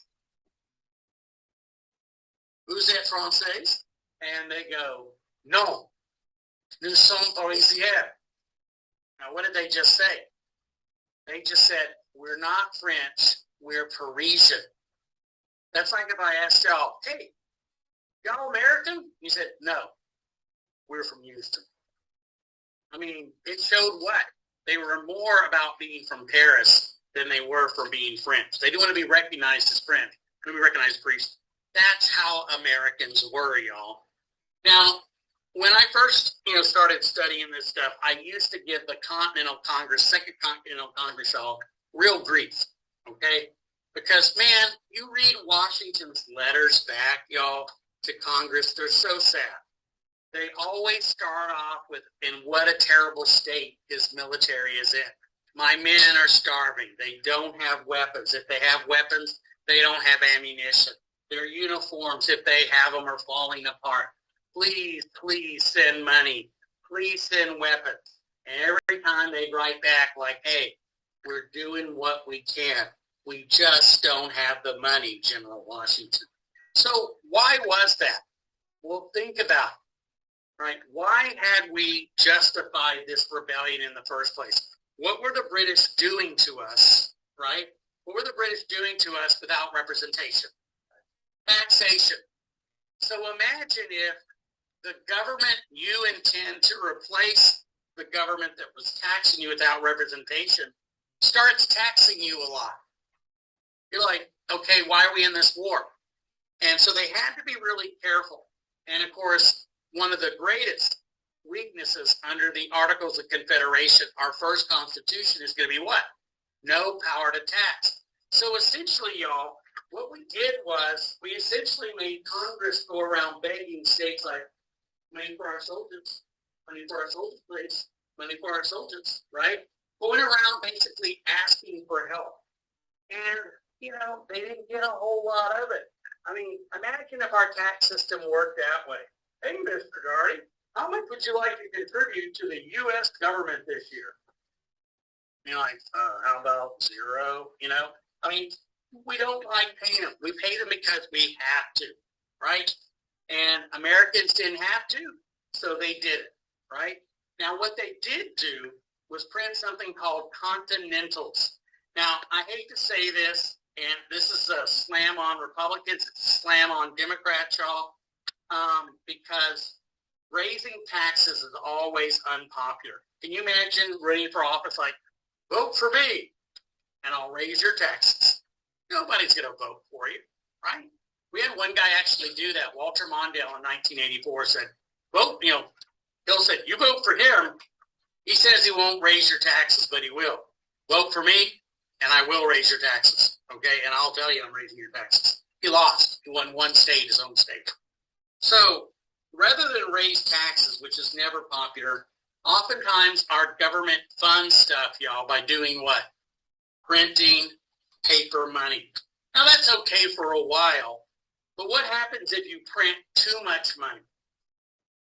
What happens to the value of the money? What do we call it? You're not living it right now. Inflation. Hey, I used to go buy that bag of groceries. It was like $25-$30. Now it's like $50. What's going on? You notice everything is suddenly more expensive. Now, there's lots of reasons why prices have been going up. I mean, we could list 5 or 6 of them. But one of them has to do with the amount of money out there. And so the money they printed was called Continentals. And eventually, and quite quickly, it became almost worthless. Like, hey, how much is that doggy in the window? Well, if you've got coin, you got specie, it's $1. Okay? What if I've got paper money? Oh, it's like 10 then. Okay, people didn't want to take the paper money. And there was even a saying amongst my grandparents and great-grandparents, y'all, if you really wanted to diss something, you really wanted to put something down as worthless, you'd say, it ain't worth a Continental, right? Like, oh, man, you serve that. Good diss, Continental money was worthless, y'all, because there was nothing backing it. Now, Washington's men, although quite heroic, quite brave, patriotic, they didn't have the training of British soldiers. Think about it. The British soldiers, y'all, had been trained for years, 7 days a week. They were great at their job because it was their only job. Our militiamen, they were fathers, they were farmers, they were shopkeepers. They didn't have that same kind of training. So Washington's going to have to fix that. And it's going to take a couple of years. You do not make an army overnight. Now, the next issue to talk about, y'all, hygiene, sanitation, is somewhat gross. Now, you and I live in an amazing world, y'all. You know, I mean, I love history, and I'd love to go back in time in a lot of ways. But there's something I'm really grateful for besides the microwave and the internet. And that's this little room we have in our homes. You go in that room several times a day probably, and you take care of bodily needs. And then you do this little thing here, you know, this little thing you pull, and it all goes away. And you don't have to deal with it. Have y'all ever thought how amazing that is? You ever thought, what if you had to collect that stuff and take it for disposal yourself? That would be awful. And yet that's what people used to have to do. So the toilet, y'all, it's up there. The flush toilet, one of my favorite inventions. I'll just give you another quick story here too, y'all. You know, Russia was very backward during World War II. And a lot of the people were peasants and did not have indoor plumbing. So as they made their way into Germany, they started finding all these toilets that flushed. And a lot of soldiers, y'all, cut the pipes off of them, and they took them back to their little homes. And they tried to flush them, but what did they not have? The plumbing. Like, it worked in Germany. What's going on here, you know? But anyway, so it's an amazing thing. But we didn't have that kind of thing, y'all. Wealthy people might have several pots that they would go to the bathroom in, and they would dispose of it into the river, into the backyard, into some hole or something like that. It was awful. And if you lived out in the country or in a small town, how did you handle it? You just went to the woods somewhere, right? Took care of business there. I mean, heck, there's nobody around. And make sure you close and lock the door. Okay. They would go out and take care of it there. Now, when there's nobody around for a mile or so, is that a problem? No. But think about it, y'all. What if when you go what if you take 1,000, 2,000 people with that same mindset, and you put them in a very small area in tents, right? And they're sleeping there, and they're training there, and they still keep doing, or maybe doing, what they do back home. What are you going to get? A big steaming pile of you-know-what. I mean, it was awful. When Washington showed up and saw the sanitation, y'all, he saw men who would just simply walk out of their tent, turn to the side, and go to the bathroom right there. And you can imagine how it began to pop. And when it rained, it went everywhere, right? And so one of the first things he had to do was convince them of the need to stop doing that. And they would dig trenches a good 100 yards or so away so that the wind and other stuff would not blow literally that crap towards them. And so this was one of the first battles they had to fight. Men who were undisciplined. Americans, y'all, we don't like taking orders from anybody. Who you telling me what to do? You know, you can't tell me what to do. I'm just as good as you, you know, especially in New England. You know, they were much more egalitarian than a lot of your Southerners were. And, you know, they didn't, quote, know their betters and their officers. So these were some of the nightmares this guy had to face. And, yeah, it gave him some headaches. Now, strategies in this war. A word you guys need to know is the word attrition. Add it to your vocabulary. Attrition, y'all, means basically the enemy is going to run out of people or cry uncle before you do, okay? You're a bigger country. You got more people. Eventually, they're going to run out of people. It's ultimately, y'all, what the North under General Grant in the Civil War did to the South. But for a while, it's what the South was trying to do to the North. So it's attrition. They're going to run out of people before you do. You wear them down. You keep making them spend their blood and treasure.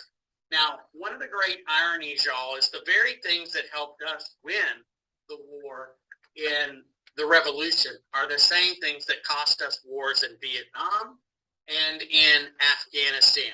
You know, Vietnam in my childhood, Afghanistan in y'all's childhood. It's hard to imagine a superpower like Britain was or we were losing a war against a much smaller, less well-armed foe. But it happened. So the way this kind of works, y'all, is you use what's called insurgent warfare.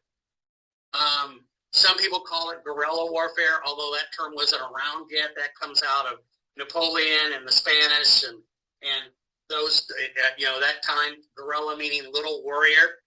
But an insurgent war, y'all, is where you don't necessarily play by the rules. You don't have big battles where you come out in your uniforms and they come out in their uniforms and you fight back and forth and everybody knows who the bad guys are and who the civilians are and that kind of thing. This is a war, y'all, often fought in the shadows. Against us in Afghanistan, bombs that were planted, right, by the roads, roadside bombs. You're driving by in your Humvee or whatever, boom, kills you or terribly, terribly wounds you. Or you're just sitting somewhere and some car drives in, detonates and takes out a bunch of people. It's not a normal size or a normal kind of battle. And in a lot of ways, y'all, we had learned that in the French-Indian Wars. And we chose to fight like the French and Indians had fought against the British and against us, right, in that war. Hit and run. Hit them, kill as many of them as you can, and get out of there before they can destroy your forces. Don't stand in line and do battle after battle. And I'll show you guys a scene later on from The Patriot, when Americans at Camden tried to do the same thing. You kill as many of them as you can. Now, we lost Afghanistan, right? There's no way of saying it. We fought there from before y'all were born until last year. We were in Afghanistan, from late October 2001 until August 2021, y'all. 20 years. People who were serving in Afghanistan lived long enough, y'all, to see their sons and daughters go fight in Afghanistan. That gives you an idea how long it went. Longer than any war that we've ever been in. Longer than probably most of our wars put together, almost, to be honest. And yet, in August, we left, right? Why did we leave? We've been there 20 years. Why not 21? Why not 19? Well, we've lost so many people. It finally didn't seem worth it anymore. It didn't seem like it was worth losing that blood, lives and treasure, money over there. Finally, people said, we can't justify this anymore. And you elect people who promise to get you out of the war. And that's what the South tried to do to Lincoln. Let's keep killing him. They'll vote him out, and we'll make some sort of deal. And that's what happened to us in Vietnam. Now, when I was a kid and the Vietnam War was raging, we'd watch it every night, y'all, because it was the first televised war. You would see film of just shocking stuff we wouldn't even probably show on TV in some cases now, because there was no censorship. And we would watch these things. But I remember one time a Pentagon spokesperson coming out, and he said, you know what? We are winning this war. We are killing like 10 of the enemy for every American that we lose. And, that sounds good. Like, well, hey, make it 15, make it 20. But the thing is, what if I'm the mom? What if I'm the dad of that one American that died? Do you think I care that 10 of the enemy got killed? Probably not. What do I care? The enemy killed one of mine, okay? And that's how an insurgent war is supposed to work. You wear down the other side. You keep sending the bodies home. You keep making them spend the money. And eventually the people do what? We can't do this. Well, let's go home, right? We can't. Let's go home. And that's what the Americans did in the Revolution, and it worked. And that's what was done to us all in Afghanistan and in Vietnam, and eventually we left. Now, of course, to probably keep fighting, to win, you need somebody helping you, somebody getting you weapons and things. In Vietnam, North Vietnam had as allies China and the Soviet Union, which kept weapons coming to them. And of course, what do we end up getting? The French and the Spanish. Now, the British all are going to have a much, much tougher job in this war. Like we found out in Vietnam, And Afghanistan, you can occupy the cities, small areas, you can control them, pretty much keep things, going okay. But you get into that countryside, unless you're willing to just absolutely wipe it out, level it, kill virtually everyone, you're not going to probably be able to hang on to that countryside. And so the British, y'all, they tried to gobble us up in bits. Let's take care of New England. Well, that didn't work too well. Let's try to take care of the middle colonies. They kind of like us there in New York and New Jersey. Well, okay, that didn't work too well. Hey, the South really likes us. Let's go down there and at least maybe hold on to the South. Now, the most effective tactic the British had was the blockade, putting ships all around the ports. Now, you remember when we looked at that map the other day, most loyalists were most popular in the city. So this was relatively easy to do, to base ships in seaports and then to patrol and make sure Americans weren't sending stuff out that would bring money into America that they could use to buy weapons and supplies, or to keep them from getting supplies maybe from an ally or even somebody who doesn't care who wants to get it to them. You think about what's happening in Russia and the Ukraine right now.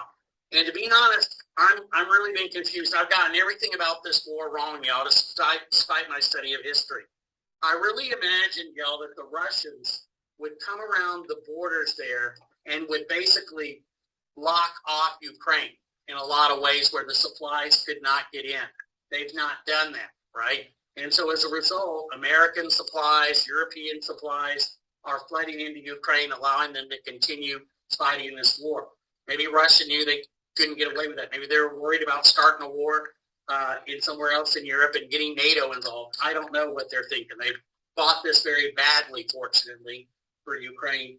But since, Ukraine, I don't want to say it's landlocked because it's on the Black Sea, but a lot of it is surrounded by land. They did definitely cut off the Crimea and that area that they control. But the British, y'all, tried to do a similar thing. And they were very effective, y'all. One of the things I have on y'all's notes that you'll see on that page is a map showing trade, both imports into America and exports out with the years there. And you can literally see the impact of the British blockade. They kept stuff from coming into this country. Now, the last thing is the British had, and they used this relatively effectively, although of course they could have always done more, is basically divide and conquer. Split Americans. Get them fighting each other. Use those loyalists. Get them weapons, get them uniforms, have them kill Americans. They can fight as insurgents just like Americans fight like insurgents. And think about it. Americans killing Americans, that's less people for the British to have to deal with. So using the loyalists would be an important way in this war. Now, here indeed. So we come to this graph, y'all, this line graph. And it's kind of interesting when you look at this because it gets me to sound a little bit like a math teacher for a brief time and talk about the y-axis and the x-axis and the intervals and stuff like I know what I'm talking about. But it is interesting because you could see something like this on an AP test as an SAQ, or you could see it as one of your documents in a DBQ, right? Now, blue is imports. They're coming into America. Blue, coming in, so they're blue. Red is going out. Now, who was our trade partner, y'all? Essentially, our only legal one, Britain, right? So pretty much everything in red here, y'all, is going to Britain. Everything blue here, of course, is obviously coming in here, probably from Britain if it's legal, right? And we have records for the legal stuff. Now, the vertical axis here, y'all, is in pounds sterling, and it's in thousands. So basically, this is like 2.4 million, 2.2 million, and so forth and so on. Now, what AP could conceivably ask, and I think what I ask is, what suddenly happened here, y'all, say 1768 to 1770 or 69? So why are our imports dropping? What are Americans doing? Yeah, we're boycotting, right? We're not buying the stuff from the British. Now, was it complete? No, but it was a good 30 or 40%. It was enough, to make some impact, but it wasn't a complete boycott. Then if you remember, things seemed to get better a little bit after the Boston Massacre between 1770 and 1773. We have the so-called kind of calm period, and it goes up. But there's this weird thing here. Y'all see those little things there? What's going on there? What are those little kind of broken equal signs? Well, look back here. Okay, look at the intervals. See how I sound like a math teacher now? Look at the intervals on the y-axis. We go from 3,000 to 4,500. What had been the previous intervals? 200. So why would they do that? Why would they suddenly jump from 3,000 to 4,500? If they show the whole axis, it wouldn't be able to show the data. Exactly. A graph has to be useful. This thing, y'all, if they had to have 7 more intervals, it would run off the page, right? It would be actually up above, up there by President William Henry Harrison. So the thing is, y'all, they have to cut it. I don't like when they do that, and I just kind of want you guys to be warned to look for that kind of stuff, because it really, truly, y'all, between 1770 and 1770, what, 2 or so here, y'all, I mean, our imports just skyrocketed. Obviously, we were happy to be buying British stuff. We bought more than ever. We we doubled what we had been buying just a few years before. But then, after the Boston Tea Party, y'all, 1773, we get your coercive acts going on. What happens? Drops again because of the boycott, starts to kind of recover. So what happens here, y'all, in 1775, 76? What's going on? It's called the American Revolution. Do you think the British or anybody was letting stuff or coming in the United States? No. Or to the colonies? So as you guys can see, imports almost completely stopped during this time. The British are blockading us. They're not letting their merchants sell to their enemy. And then it continues to drop a little bit further. Now, suddenly in 1777, our imports begin to start going up again. Now, nothing like they'd been before, but they go up. What happened in 1777? We found a new trade partner, a new member of our ally. Who is that? France, right? And Spain to a lesser extent. So you can guess that probably these imports are things France and to a lesser extent Spain are sending to help us.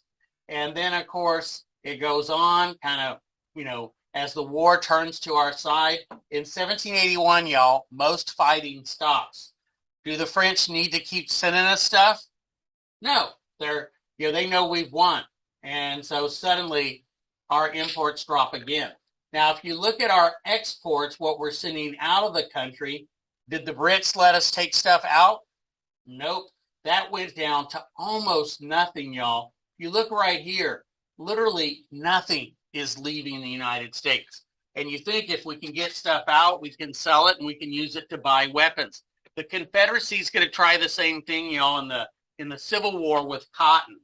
And the Union's going to shut them down, right? And they're not going to be able to get that cotton out, and they're not going to be able to use it to buy stuff. And then finally, once the war is coming to an end, you see our exports beginning to climb back again. But man, both of them, except, maybe here, are a long ways away where they had been pre-revolution. And America is going to be struggling. I'm going to have you guys watch a video on, I put it already up on Schoology, but I'll have you guys watch it in fifth period on Monday probably, that goes over the Constitutional Convention and some of that stuff. But it begins by talking about a lot of the economic problems we were having. So this is why, graphs are so useful, but you got to have the history background to understand why these massive fluctuations, what the heck was going on. And of course, what was going on is Americans were boycotting, things were recovering, the war was going on. The British were blockading stuff coming in, and they weren't sending stuff. They weren't letting other stuff come in. They weren't letting our stuff go out. And that only begins to improve when we make an alliance with the French. But then even then, it dips as the war is kind of coming to an end. And finally, when we make the whole treaty with Paris, we can start buying British stuff again if they want to buy stuff from a former enemy, and we can buy from them as well, too. What's the difference between the drops and imports from 1770?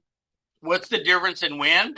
But between that first one and the 73, 75, I thought from 70 to 72 it like shot up. It does look like it does that. They And both, like, weren't the dips, even though there wasn't really a dip, weren't they both just from deer pots?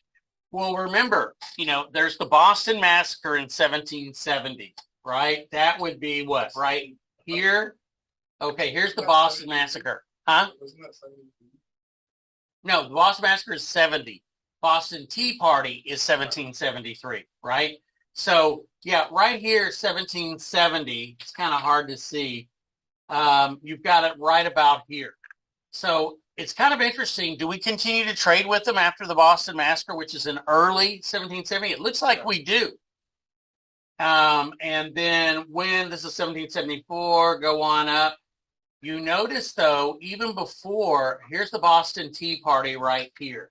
And remember, the Tea Party, y'all, is in December of 1773. So that's really, it's kind of weird because what kind of happens right after the Tea Party for a little while? It goes up. But then when the coercive acts kick in, what happens then? It just absolutely drops. Now, another thing to remember is this stuff doesn't happen overnight, right? It takes 6 weeks for stuff to get over to England, information, and 6 weeks for information to get back here. There's obviously sort of a delayed response in some cases. So it's not like, oh, Boston Massacre, we're going to stop trading with them. Oh, the Intolerable Acts, we're going to stop trading with them. It doesn't happen quite as immediately as that. So just kind of look for that kind of lag sometimes. I mean, I don't know if I did the best job describing it, but it does really show the effectiveness of the British blockade. It also does a pretty good job showing that the boycotts were significant. It wasn't just in theory. Americans were buying less from the British. But it's kind of interesting how after some events like the Boston Massacre and other things, we actually kept buying stuff. Maybe people thought, those people in Boston, they got what's coming to them. I'm going to buy more British stuff. I don't know. All right. Now, the next thing here, and I want to make sure I have a copy of the notes so I can make sure I answer all of y'all's questions. What do we got here? Yes. All righty. Do what? 1787. Yeah, it's the summer of 1787. Yep, they met, in May or June. It was nice and hot, and it goes up. 4 years of articles. Yep, 4 miserable years. Some people call it the critical period because, we really struggle now. Some people today, how people like to be more positive now? They push a lot about what the articles did accomplish because everybody and their mother pushes the weaknesses of the articles, the fact that you had to have a supermajority to even get a law passed, and you had to have 100% majority. All 13 states had to agree to change anything in the articles. And you guys know that the country was very weak under the articles. Each state could make its own money. They could have their own tariffs and stuff. So everybody, and they couldn't even put down a group of farmers. So everybody always disses the Articles of Confederation, like, boy, were they stupid to come up with that. But remember, these people had just had a revolution against a king that they thought was tyrannical. And they believed, a group of people could be equally tyrannical. So they intentionally make the Articles weak. It turns out to be too weak, but you kind of understand where they were coming from. And even when the new Constitution is being put out there, a lot of people are like, man, this is just too much power in the central government. We can't be doing this kind of thing. But what I was going to say is, the thing to remember about the Articles, and I'll hit this several times, the greatest positive, aside negotiating a treaty to end the war, in 1783. The biggest thing that got accomplished under the Articles of Confederation was the Northwest Ordinance and the Land Ordinance, right? The Northwest Ordinance set up a system, y'all, that we still use to this day to admit a state. Let's say Puerto Rico would become a state tomorrow. Puerto Rico would come in exactly equal to the other U.S. states. So we'd be like, hey, Puerto Rico, you're the new guy. You only get one representative, sorry. But, when you grow up, we'll get you some more. They come in equally. And there's a whole process. Your population gets to a point, you submit, you become a territory where you're given a governor or whatever, then you propose to come in. We look at your constitution. If we approve your constitution, we let you come in, and that. Only one time, y'all, have we ever turned down a state to come into the country. Later, we did bring them in. Anybody know what state we said no to at first? Texas. No, not Texas. Although Texas, Texas, they had to sneak us in, right? But that was a different thing because we were a country, right? So yeah, I can see you guys saying Texas. That's kind of true. And as you guys will see, they had to sneak us in by doing what's called a joint resolution rather than a treaty, which required a 2/3 majority. They instead did it by just having a simple vote in the House and the Senate. And all we had to do was get 50%. No, the state that we said no to, y'all, was Utah. All right? The majority of the people in Utah, what is their religion? Even to this day, Mormon. What was a controversial practice that Mormons used to have legally and officially? Polygamy, meaning multiple wives. And so that was used as our reason to tell Utah, you can't come into this union. So Utah officially, or the Mormons officially, got rid of that. There are some that still practice it, on the side, but not within the legal and official Mormon or Latter-day Saints church. And so once they changed that, we went ahead and let Utah come in. So you can say no if there's something in their constitution that you don't like. But the other big thing about the Northwest Ordinance that you guys need to know is the fact that Jefferson made sure that slavery would not be allowed to exist in the Northwest. He wanted, and by Northwest, y'all, I don't mean like Washington and Oregon today.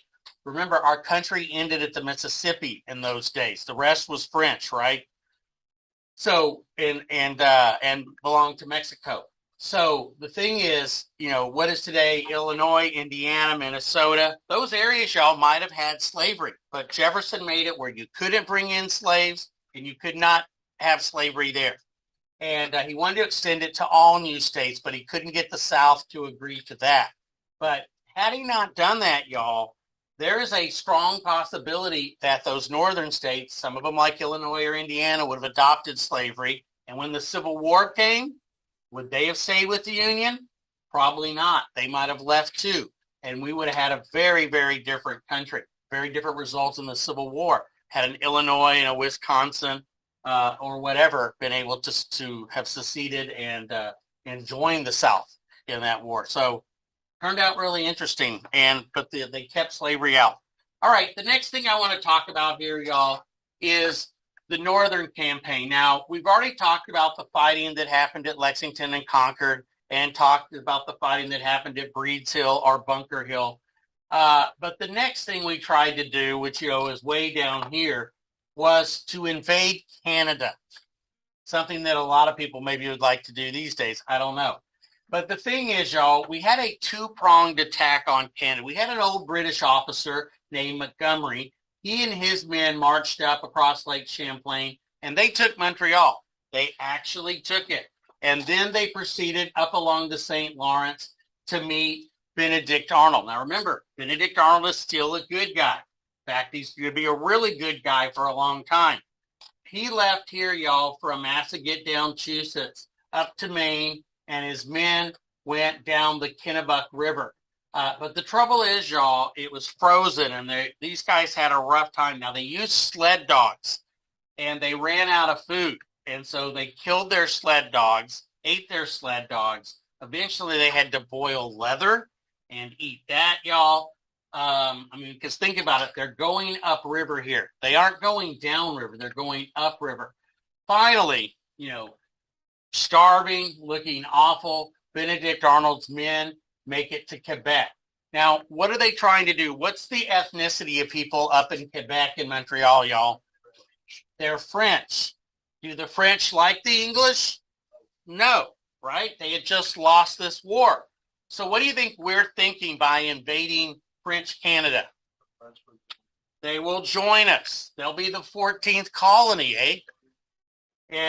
But it turns out didn't work that well, right? Or didn't work that way at all. If you remember the unpopular Quebec Act, which had let the French keep their religion of Catholicism, let them keep their no juries and their tradition of how they pick their representatives or whatever, they were relatively satisfied. Now, if you're a French Canadian, you're thinking, oh, maybe we should join these Americans.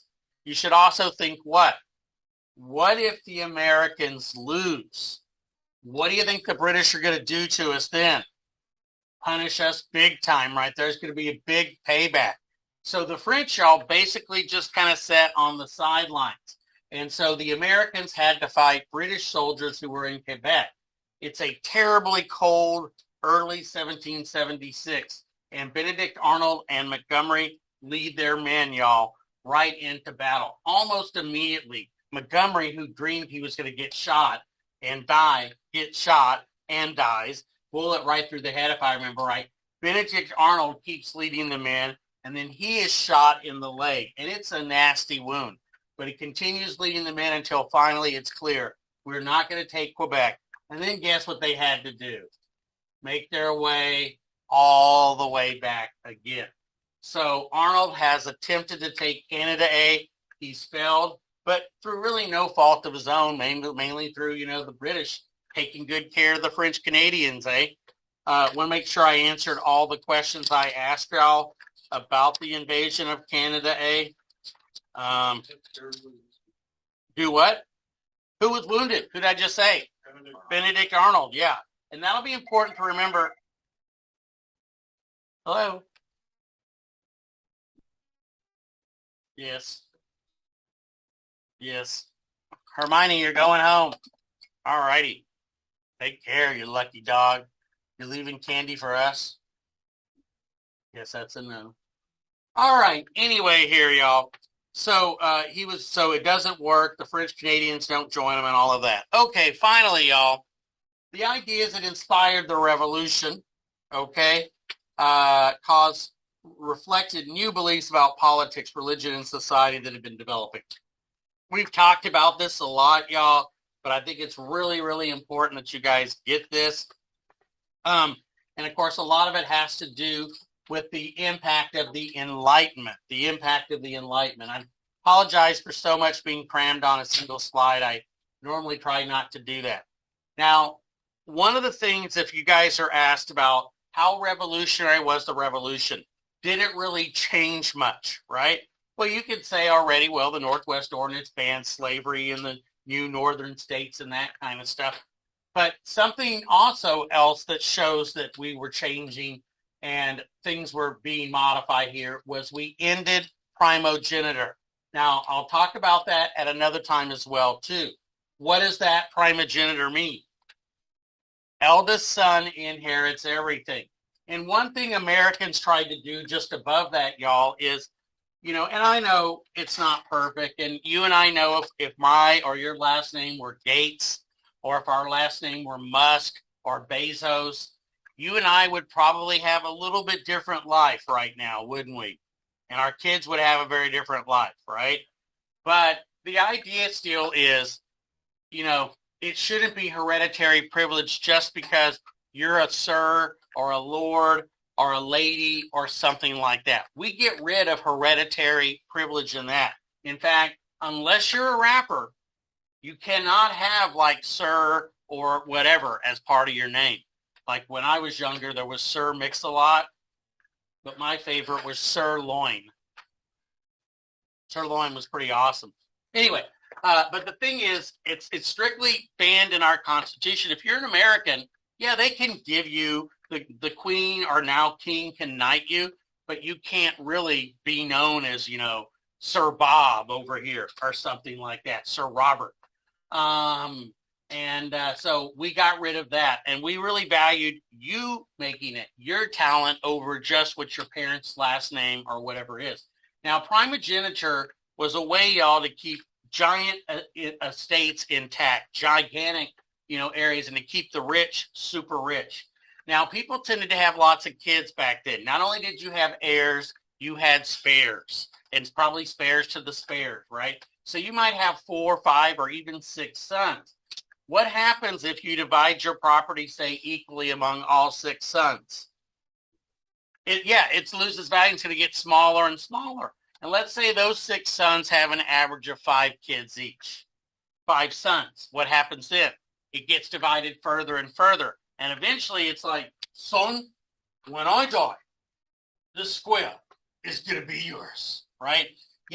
It's not much. And so the idea was, it's sad, but the firstborn son, and notice we're not mentioning daughters here because daughters married off. You didn't, you maybe gave them something to get the husband to marry him, right? You guys know about dowries, right? Big problem. Yeah. The dowry was a way like, my daughter, she's beautiful and she's going to come with a lot of land, okay, if you marry her. So, and we still have a residue of that today. When you get married, ladies, who pays for the wedding? Yeah, the wife's family, particularly the wife's, the wife's dad, the girl's dad is supposed to pay for the wedding, right? Now, that's a tradition, and it kind of goes back to the old dowry system. So girls weren't eligible to get anything, y'all, except what they were going to have for their dowry, which went to their husband. Men, on the other hand, if you weren't the firstborn son, and it could get silly, y'all. If you were a twin and you were born a few minutes ahead of the other guy, you get it. The other guy, so much, right? Not so much, right? So by law, the firstborn son got everything. Well, this causes wealth to accumulate and stay in one hand. We made that illegal in a lot of states. We made you have to spread the wealth among your family so that those giant wealthy estates wouldn't accumulate. Doesn't mean we don't have rich people. You got Rockefellers and Vanderbilts and some of those families, y'all, that have a lot of money, but they would have even more if they could just leave it to one son and keep passing it down, right? Imagine Bill Gates, firstborn son got everything, and then his firstborn son would get everything. So we got rid of that.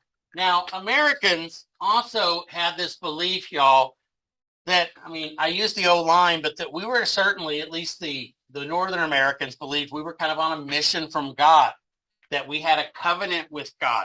God had blessed us in hopes that we would, with liberty, he blessed us with liberty with hopes that we would be an example to the world, this idea of American exceptionalism. Now, you may agree, you may disagree. Are we an exceptional nation in that sense? Is it our job to be an example and to help others around the world? You may disagree or whatever. Doesn't matter how you feel, it's how they felt. And a lot of them believed and acted on this idea that we had a special mission here and we were blessed with liberty. One of my favorite quotes of Thomas Paine is that America, he said, should be an asylum for mankind. He said liberty has been basically, outlawed around the world and has to take refuge over here. Some of his writing, y'all, is just absolutely unbelievable. So here we come to T. Paine, Thomas Paine. There you see a picture of him, right? And, of course, AP is going to make you guys learn a lot about both the Declaration and common sense. Now, this is what common sense looked like, a copy there. This is my copy. I wish it were an original because the originals are worth many, many millions of dollars. I was out in Las Vegas one time, Las Vegas, and I saw one of these, an original for sale. So you notice, is it really a book, right? It's a pamphlet. And I think in this particular typeset, which is a pretty big font, it's only 79 pages. So it's easily readable. Y'all want to me to assign y'all to read it or anything? Okay. I could give you some excerpts, but we will read a few little excerpts, but it is powerful. Now, it's not written for like super intellectuals. Remember, he's writing this for the average person, the average colonist, and they could read. So it's very inflamed, right? It's a pretty simple vocabulary. He's got to reach a lot of people. Now, what does he say is common sense? It's common sense to break away from this corrupt monarch. And, he uses, common sense. He talks about nowhere in the solar system, right, is there a larger body orbiting a smaller body, right? And he said, and yet this whole continent of North America is essentially being made to orbit a single little island. He talks a lot, too, about the craziness of having a hereditary monarch. Do some monarchs sometimes have less than brilliant kids? Yeah. So you pass them by? No, you're stuck with them. All right? And so he just kind of goes on like, what a crazy system of government. And one thing after another, and people who read it like, yeah, man, we're pretty stupid for keeping the system. Let's get away from those morons, right? And so, like I said, it was a pamphlet. People would read it, pass it on to somebody else. They even did early bootlegs, y'all.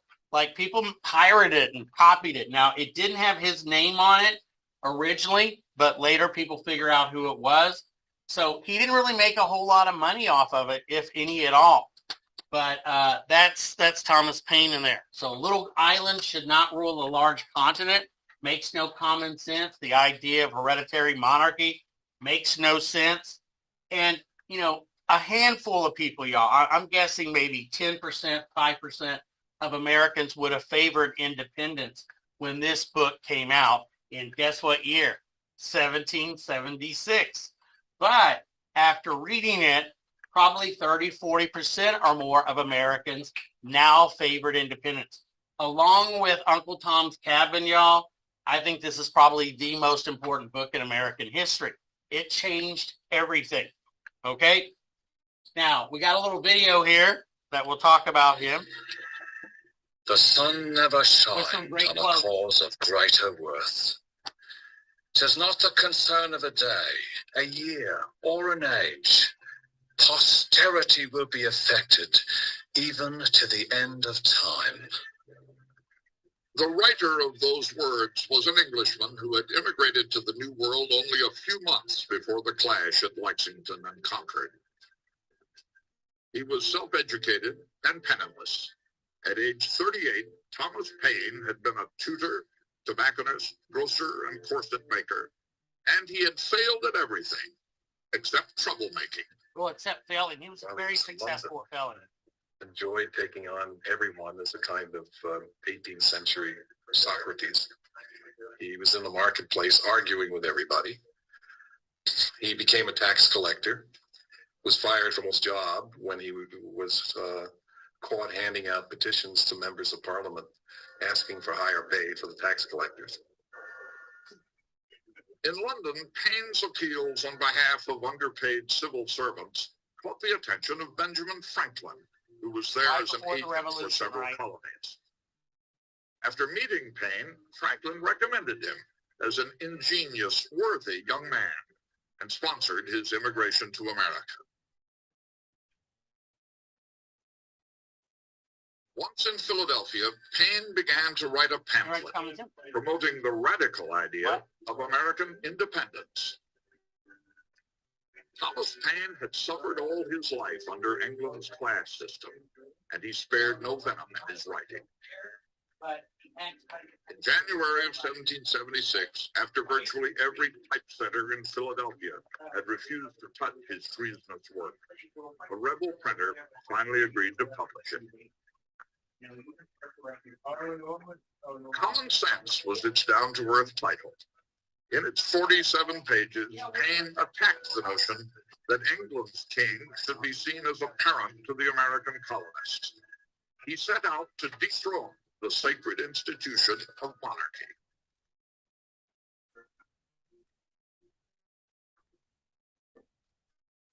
This is the most prosperous invention the devil ever set on foot for the promotion of idolatry. In England, a king hath little more to do than make wars and give away places. A pretty business indeed for a man to be allowed 800,000 a year for, and worshipped into the bargain.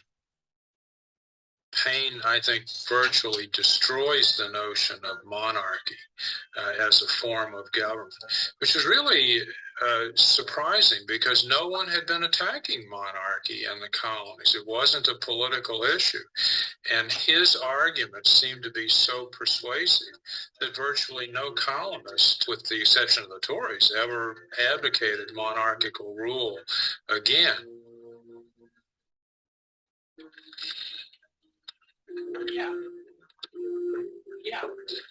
When it came out, Common Sense sold 120,000 copies in the first 3 months.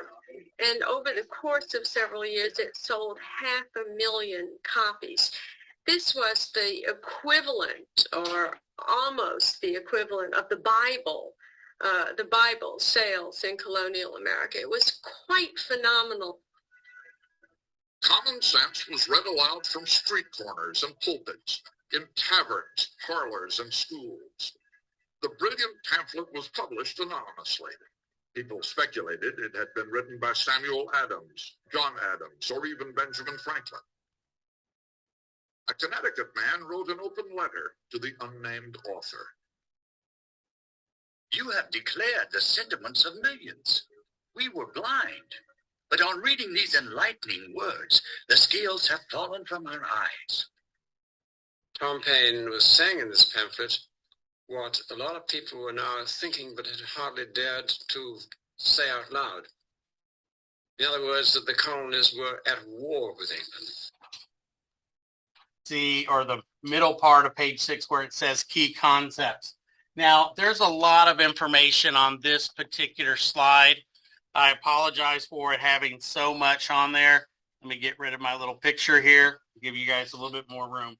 So if you look at kind of the middle of page 6 where it says key concept 3.2, the ideals that inspired the revolutionary cause reflected new beliefs about politics, religion, and society that had been developing over the course of the 18th century. You know, we already talked a lot about the Enlightenment and Locke and Hobbes. So you guys should be able to answer questions about that, the idea of a social contract. And when we do go through the Declaration, which, like I said, I'll probably do before the AP test with you guys in detail because it's such a big thing, you'll recognize that. And some of you have already had to, well, all of you were supposed to read it in that comic I gave you that you highlighted and things. A lot of you read and you know, annotated it nicely or whatever. But the thing is, y'all, you know, a lot of people kind of diss the American Revolution and say that it wasn't really a social revolution or political revolution. It just changed the nationalities of the people in charge. It was still rich dudes in charge. They just happened to be Americans as opposed to British people. But there are changes that we make that, of course, today set us apart very differently from countries like Great Britain. It just couldn't be done overnight. You know, they tried to do that in France, and it really didn't go very well. I mean, the French, y'all, they went so crazy as to get rid of the months of the year, right, to completely change things. And, of course, that turned out not to work very, very well. Now, one of the things that we do in America, and like I said before, we're not perfect. We haven't reached this yet. You and I know if your last name is Gates or Musk or Bezos or Jobs, your life's probably going to be a little bit better than a lot of other people. You're probably going to get into colleges a little bit more easily or get a job. But once again, the idea is those people earned it through their talent. You know, Bezos by developing Amazon, Jobs by developing Apple, Gates by developing Microsoft, right? That was talent. They didn't inherit something from mom and dad, okay? Now, of course, their kids are fairly well off. Now, what we wanted to abolish was the notion of titles. You are specifically not allowed to have titles, y'all, in America, unless, of course, you're a rapper, right? Like when I was younger, there was Sir Mix-a-Lot. One of my favorites was Sirloin. Okay, but anyway, but you know, you can't have titles like lady or sir or lord or whatever. We abolished those kind of titles.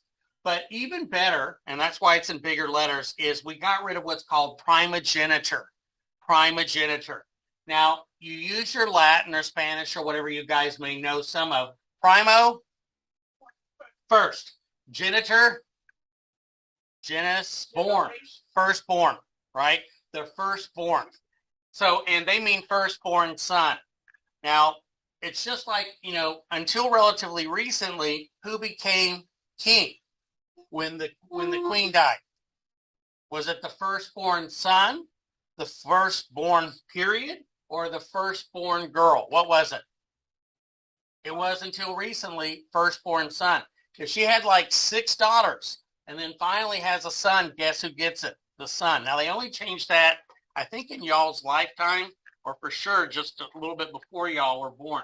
That's like one of the biggest examples of primogeniture. The firstborn son gets everything. So what's supposed to happen with the daughter? Well, the daughter gets married off, right? The daughter gets a dowry. You give her a dowry. What's the dowry?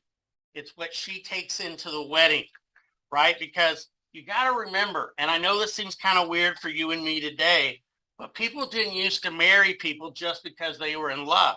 If they learned to love each other, that was great. But marriages, y'all, often were just sort of an accommodation, like, well, she's a good family. We're a good family. Yeah, it'll be good for our families to get together. And hey, you may end up liking her, right? That's kind of the way things were done, and especially among wealthy people. And so you often married a woman based on what her dowry was, what she was bringing in. Was she bringing in 1,000 acres? Was she bringing in money and jewels and gems? She sure got better looking the more land she had, right? And so fathers, y'all, hated having daughters because they had to give a dowry out. Now, if you think that's old and quaint and we don't have anything like that anymore, ladies, when you get married, and all of y'all get married and have lots of smart AP kids, right? When y'all get married, who pays for the weddings? Does the guy pay for the wedding? Does the guy's family pay for the wedding?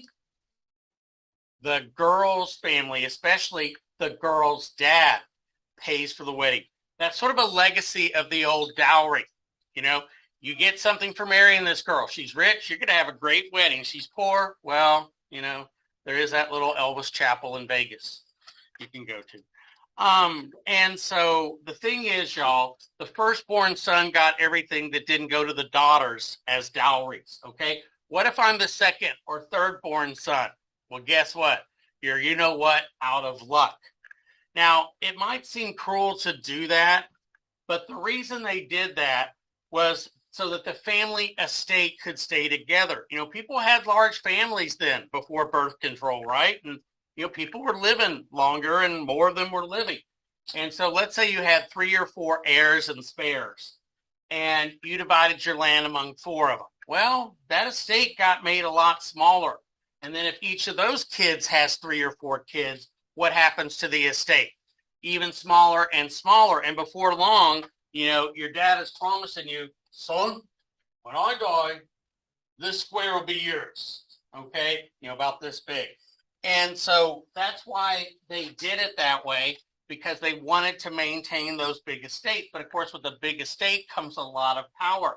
Remember, we believe in this concept of kind of giving people, I know it's not perfect, but giving people more of an equal chance than if, you have these super uber rich that have everything and that. Now, of course, we've, got a long ways to go still on that, but understand that. So we outlawed it in a lot of states, y'all. We got rid of that. So that's definitely something you could say the revolution did to promote equality. And that's what that means. The eldest son inherits most, if not all, of the property, right? So you get that. All right. Now, the next thing I want to talk about here is a little bit about the role that religion played. Now, these people, and it's no slam on us, or maybe it is, I don't know. These people were much more religious than most of us are, right? Especially those up in New England. Remember, they'd come over here to escape religious persecution. All right. So they come over here, and what ends up happening is they come to believe that they have a covenant with God, an agreement with God, much like the one God had made with the people of Israel. Now, the people of Israel eventually failed. They messed up. God punished them. They went going all different directions according to the Old Testament of the Christian, or the Old Testament of the Bible. The Christians is, of course, the New Testament as well as the Old. But anyway, y'all, so these people believed that they had this job to do. They had, and God would support them. God had blessed them with more liberty than anybody ever had in the world. And this concept has become kind of known as exceptionalism, that America has a special mission to perform for the world. We're to be the example. We're to help others be more like us. Now, you and I might not like that idea. It doesn't matter if we like it or agree to it. They believed it and they acted on it, right? And so when Thomas Paine writes the book that we're going to talk about here, or the pamphlet, it's a pretty small pamphlet, just 77 pages, large print, 44, small print. Americans go with that. I mean, he says America is to be an asylum of all mankind, that liberty hath been hunted around the world, right? Like a criminal. And this is the only place still left, all right?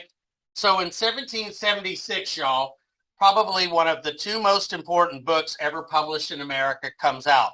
The other, I think personally, is Uncle Tom's Cabin before the Civil War, y'all, because nothing brings home the horrors of slavery like Uncle Tom's Cabin did for many readers, right? Made many people into anti-slavery or abolitionists.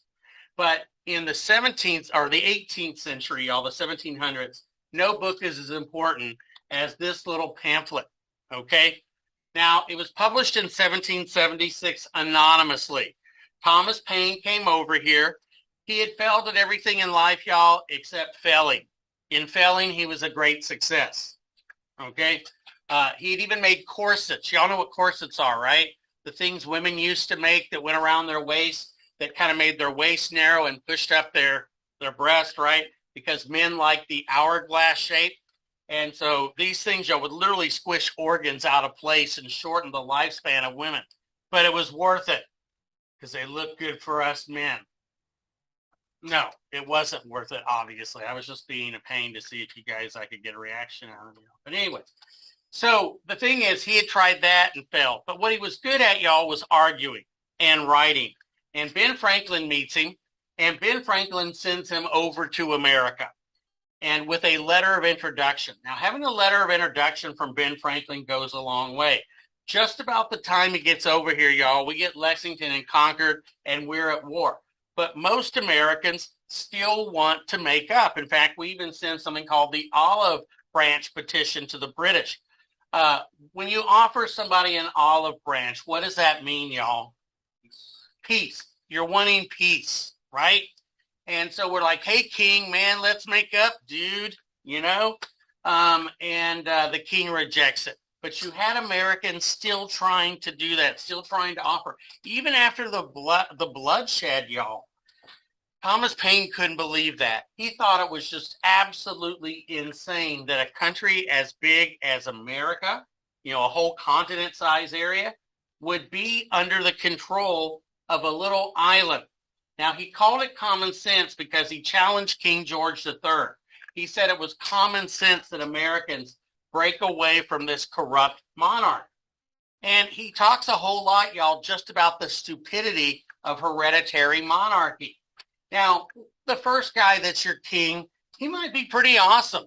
You know, he kicked other people's butts in war, and he's brilliant, and he leads your country, and he does a good job. Is there any guarantee that his son is going to be equally sharp and good? No. What if he comes out like a moron, y'all? A moron.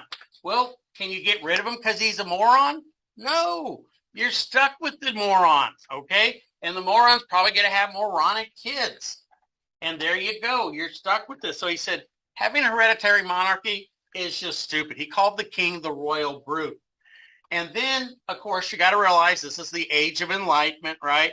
We now knew that the earth orbited the sun and not vice versa. Remember how we used to think everybody orbited us? We later learned, no, it's actually Kim Kardashian that everybody orbits, right? But the thing is, we orbit the sun. And he said nowhere in the solar system, and they had a decent knowledge of the solar system there, y'all, through the invention of the telescope, nowhere does a larger object orbit and be controlled by a smaller object. Yet exactly that is what the British are doing. This little island of Britain, Great Britain, is controlling this whole continent. It's madness, he said. Now, when he wrote this, I guesstimate probably 5 to 10% of Americans really wanted true independence completely from Great Britain. Everybody that read this, y'all, and everybody read this. Now, he didn't put his name on it because it was treason to write this. He had a hard enough time, y'all, finding anybody to publish this little pamphlet, but finally a Philadelphia guy did.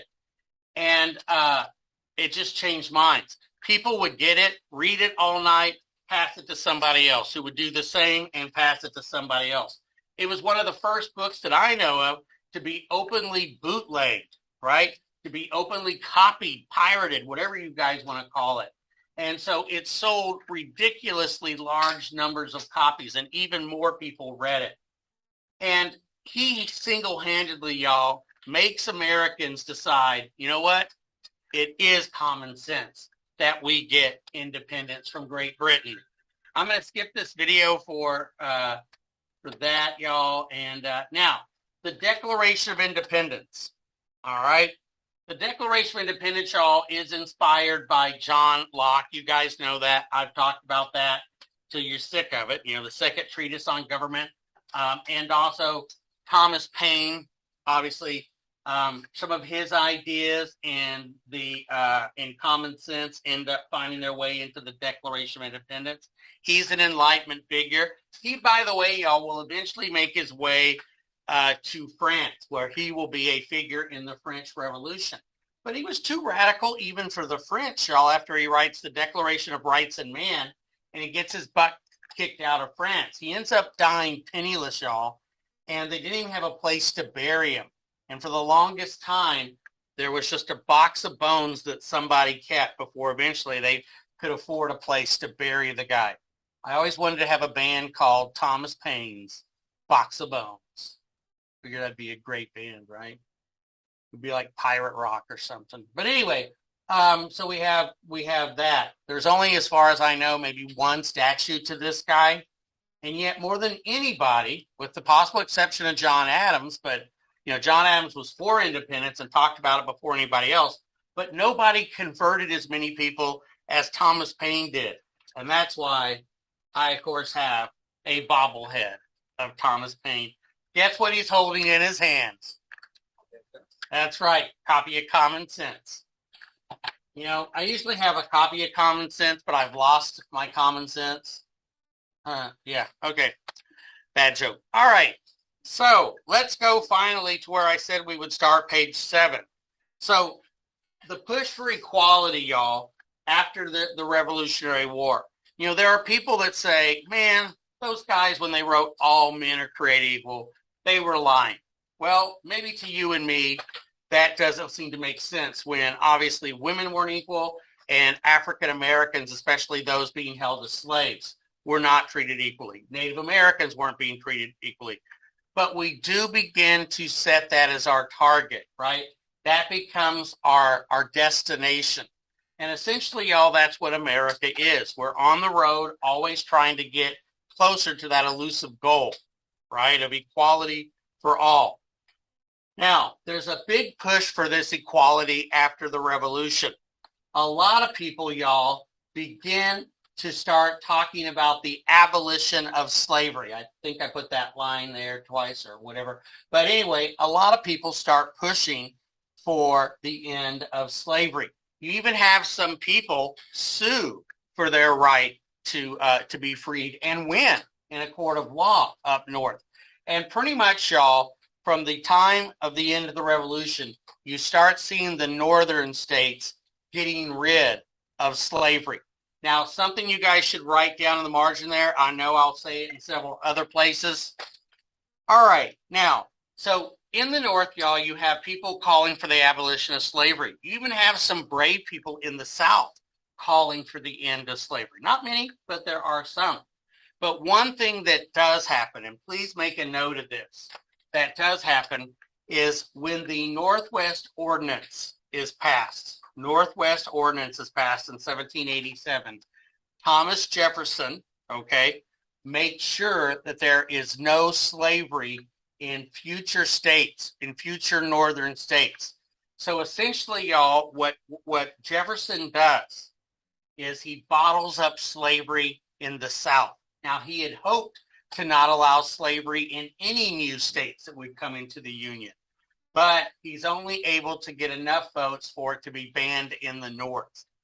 And this is another really big step, y'all, for the ultimate ending of slavery. So, people may not like me saying this, but in a way, cut our founding fathers a little bit of slack. They did the best they could at the time.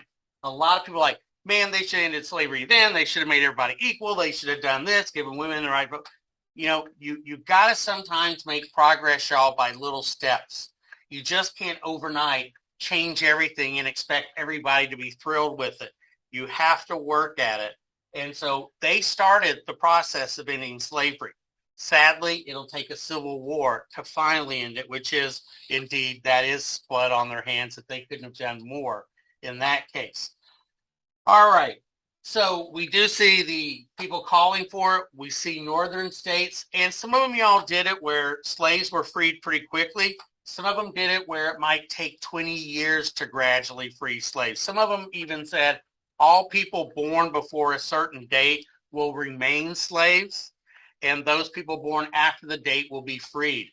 Man, I know how I'd win that competition. Like, oh, man, Bob, you were born in 1159, just before the time that would have made you free. Yeah. And in fact, there was a guy, y'all, who was born the last day, and he remained a slave for the rest of his life. And he lived a long time, and he turned out to be like the last slave to die in Massachusetts. It was really sad, but that's how they did it. Okay. Pennsylvania is among the first. The war isn't even over yet, and Pennsylvania has a gradual abolition. Now, when we start talking about the abolitionist movement, y'all, in the 1830s, 40s, 50s, one of the big arguments will be the immediatist and the gradualist. Now, there were people, y'all, who like slavery is a deal with the devil. We end it right now. All slaves free from the moment we pass the law. Other people like, dude, that would be crazy. If you do that, we don't have jobs for these people. We don't have, places necessarily for them to all live. You just can't do that. It would destroy our economy, some people said. So you had others, y'all, that were called gradualists. And gradualists believed we would gradually end slavery over 10 years, 20 years, or whatever, okay? Now, one of the things that Pennsylvania's law did, y'all, it prohibited importation of slaves in Pennsylvania. Now, in the Constitution, they also made some marks against slavery. They allowed the slave trade, that is the bringing of slaves into the country, for another 20 years until like 1808, 1807 or something. Now, some of them wanted to get rid of it completely. You'll just have to keep the slaves you have here and their children. No longer kidnap and bring people to this country. Others were like, no, that would be a disaster. So a compromise was made with the South. We'll let you import slaves for another 20 years, but after that, it stops. And indeed it did. Once again, another blow against slavery that our founding fathers did. They maybe couldn't get rid of it all, but they definitely put it on the path of extinction. So that was one thing that they did. All children who were born in Pennsylvania henceforth would be free, even if their parents were slaves. That was another part of that particular law. Okay? Now, other northern states continued this policy, and Pennsylvania's gradual abolition, y'all, basically was the model that others followed. So if you guys are asked, did the revolution really change anything for people? You can give a kind of answer, right? but give evidence on how slavery, for example, was put, as I said, on the road to extinction. You also see a lot more people wanting more participation. In one of those videos you guys saw, you saw that New Jersey, for example, let some women and some freed black men vote, okay? That was something that was tried out, didn't really last very long, but they did do that. Now, one of the most famous lines of all, and one that you guys just have to know, is the story of Abigail Adams and her words to her husband, "Remember the ladies." Now, Abigail, y'all, in any later century, Abigail would have been a senator, a congresswoman, maybe even a president. She was a brilliant, brilliant woman and equal to John Adams. And in fact, the lucky guy, the discussions that they probably had and did have in letters and things like that. So when he's gone from, Braintree, Massachusetts, now called Quincy, Massachusetts, after his son and the family, she is at home, like the women did back then, tending to everything, keeping everything working on the farm and all of that. But she's writing her beloved husband, who's busy working on this Declaration of Independence. And so she says, in your new form of government, John, I would wish you would remember the ladies. In other words, make sure that women get some rights too, because remember, women had very few rights. They didn't have right to their properties and stuff like that. And so she wants him to give women some rights. And I love John Adams. He's one of my very, very favorite presidents. He's absolutely brilliant. He's really underrated. But this is one time where I really don't like him, because when he writes her back like it was a joke. He's like, "Oh, aren't you a saucy one? Yeah, man, with this revolution going on, we've had people saying slaves are not listening to their masters. Kids aren't listening to their teachers anymore. Servants aren't listening to their masters, But hey, I never expected we'd have a rebellion from 50% of us, And so he says, we men are too smart to give up the reins of power. And so that kind of ended it. But many people, y'all, see her words, "Remember the ladies," talking to her husband, as the opening salvo, the opening shot in the rights and the fight for women to have equal rights. So if you ever have to write about that, and there's always a good chance, don't forget to remember the ladies and remember Abigail Adams' admonition to her husband there. We also see some women advocating for education. Now, women could go to about 6th or 7th grade, y'all, maybe even 8th grade equivalent, but college was not available to women. Now, you got to remember, there was essentially no high school. You finished intermediate, and then you went to college, right? And so basically, women got an intermediate, junior high kind of level education, if that. She wanted women to be able to go to school past that, to go to colleges and things like that. Now, another concept, and man, y'all, does AP like to ask about this. For many years, I forget how many in a row, they had a question about Republican motherhood, right? It's a big deal. Now, women were expected to teach Republican values. Now, that's a little R. We don't mean Republican as in the political party. We mean to teach kids, boys and girls, to be good Americans, to be good citizens, right? It says a lot about men's confidence. I wrote they were moral leaders, sorry I misspelled that, and teachers of civic virtue. Civic virtue is being a good citizen, learning to follow the rules, but to also to do your responsibility. So many of us, y'all, today we focus on our rights, but a lot of us forget that we also have responsibilities along with those rights. That was the job of women, to teach men, our little boys and their little girls, on how to be good citizens, how to participate, how to do their part, that kind of thing, okay?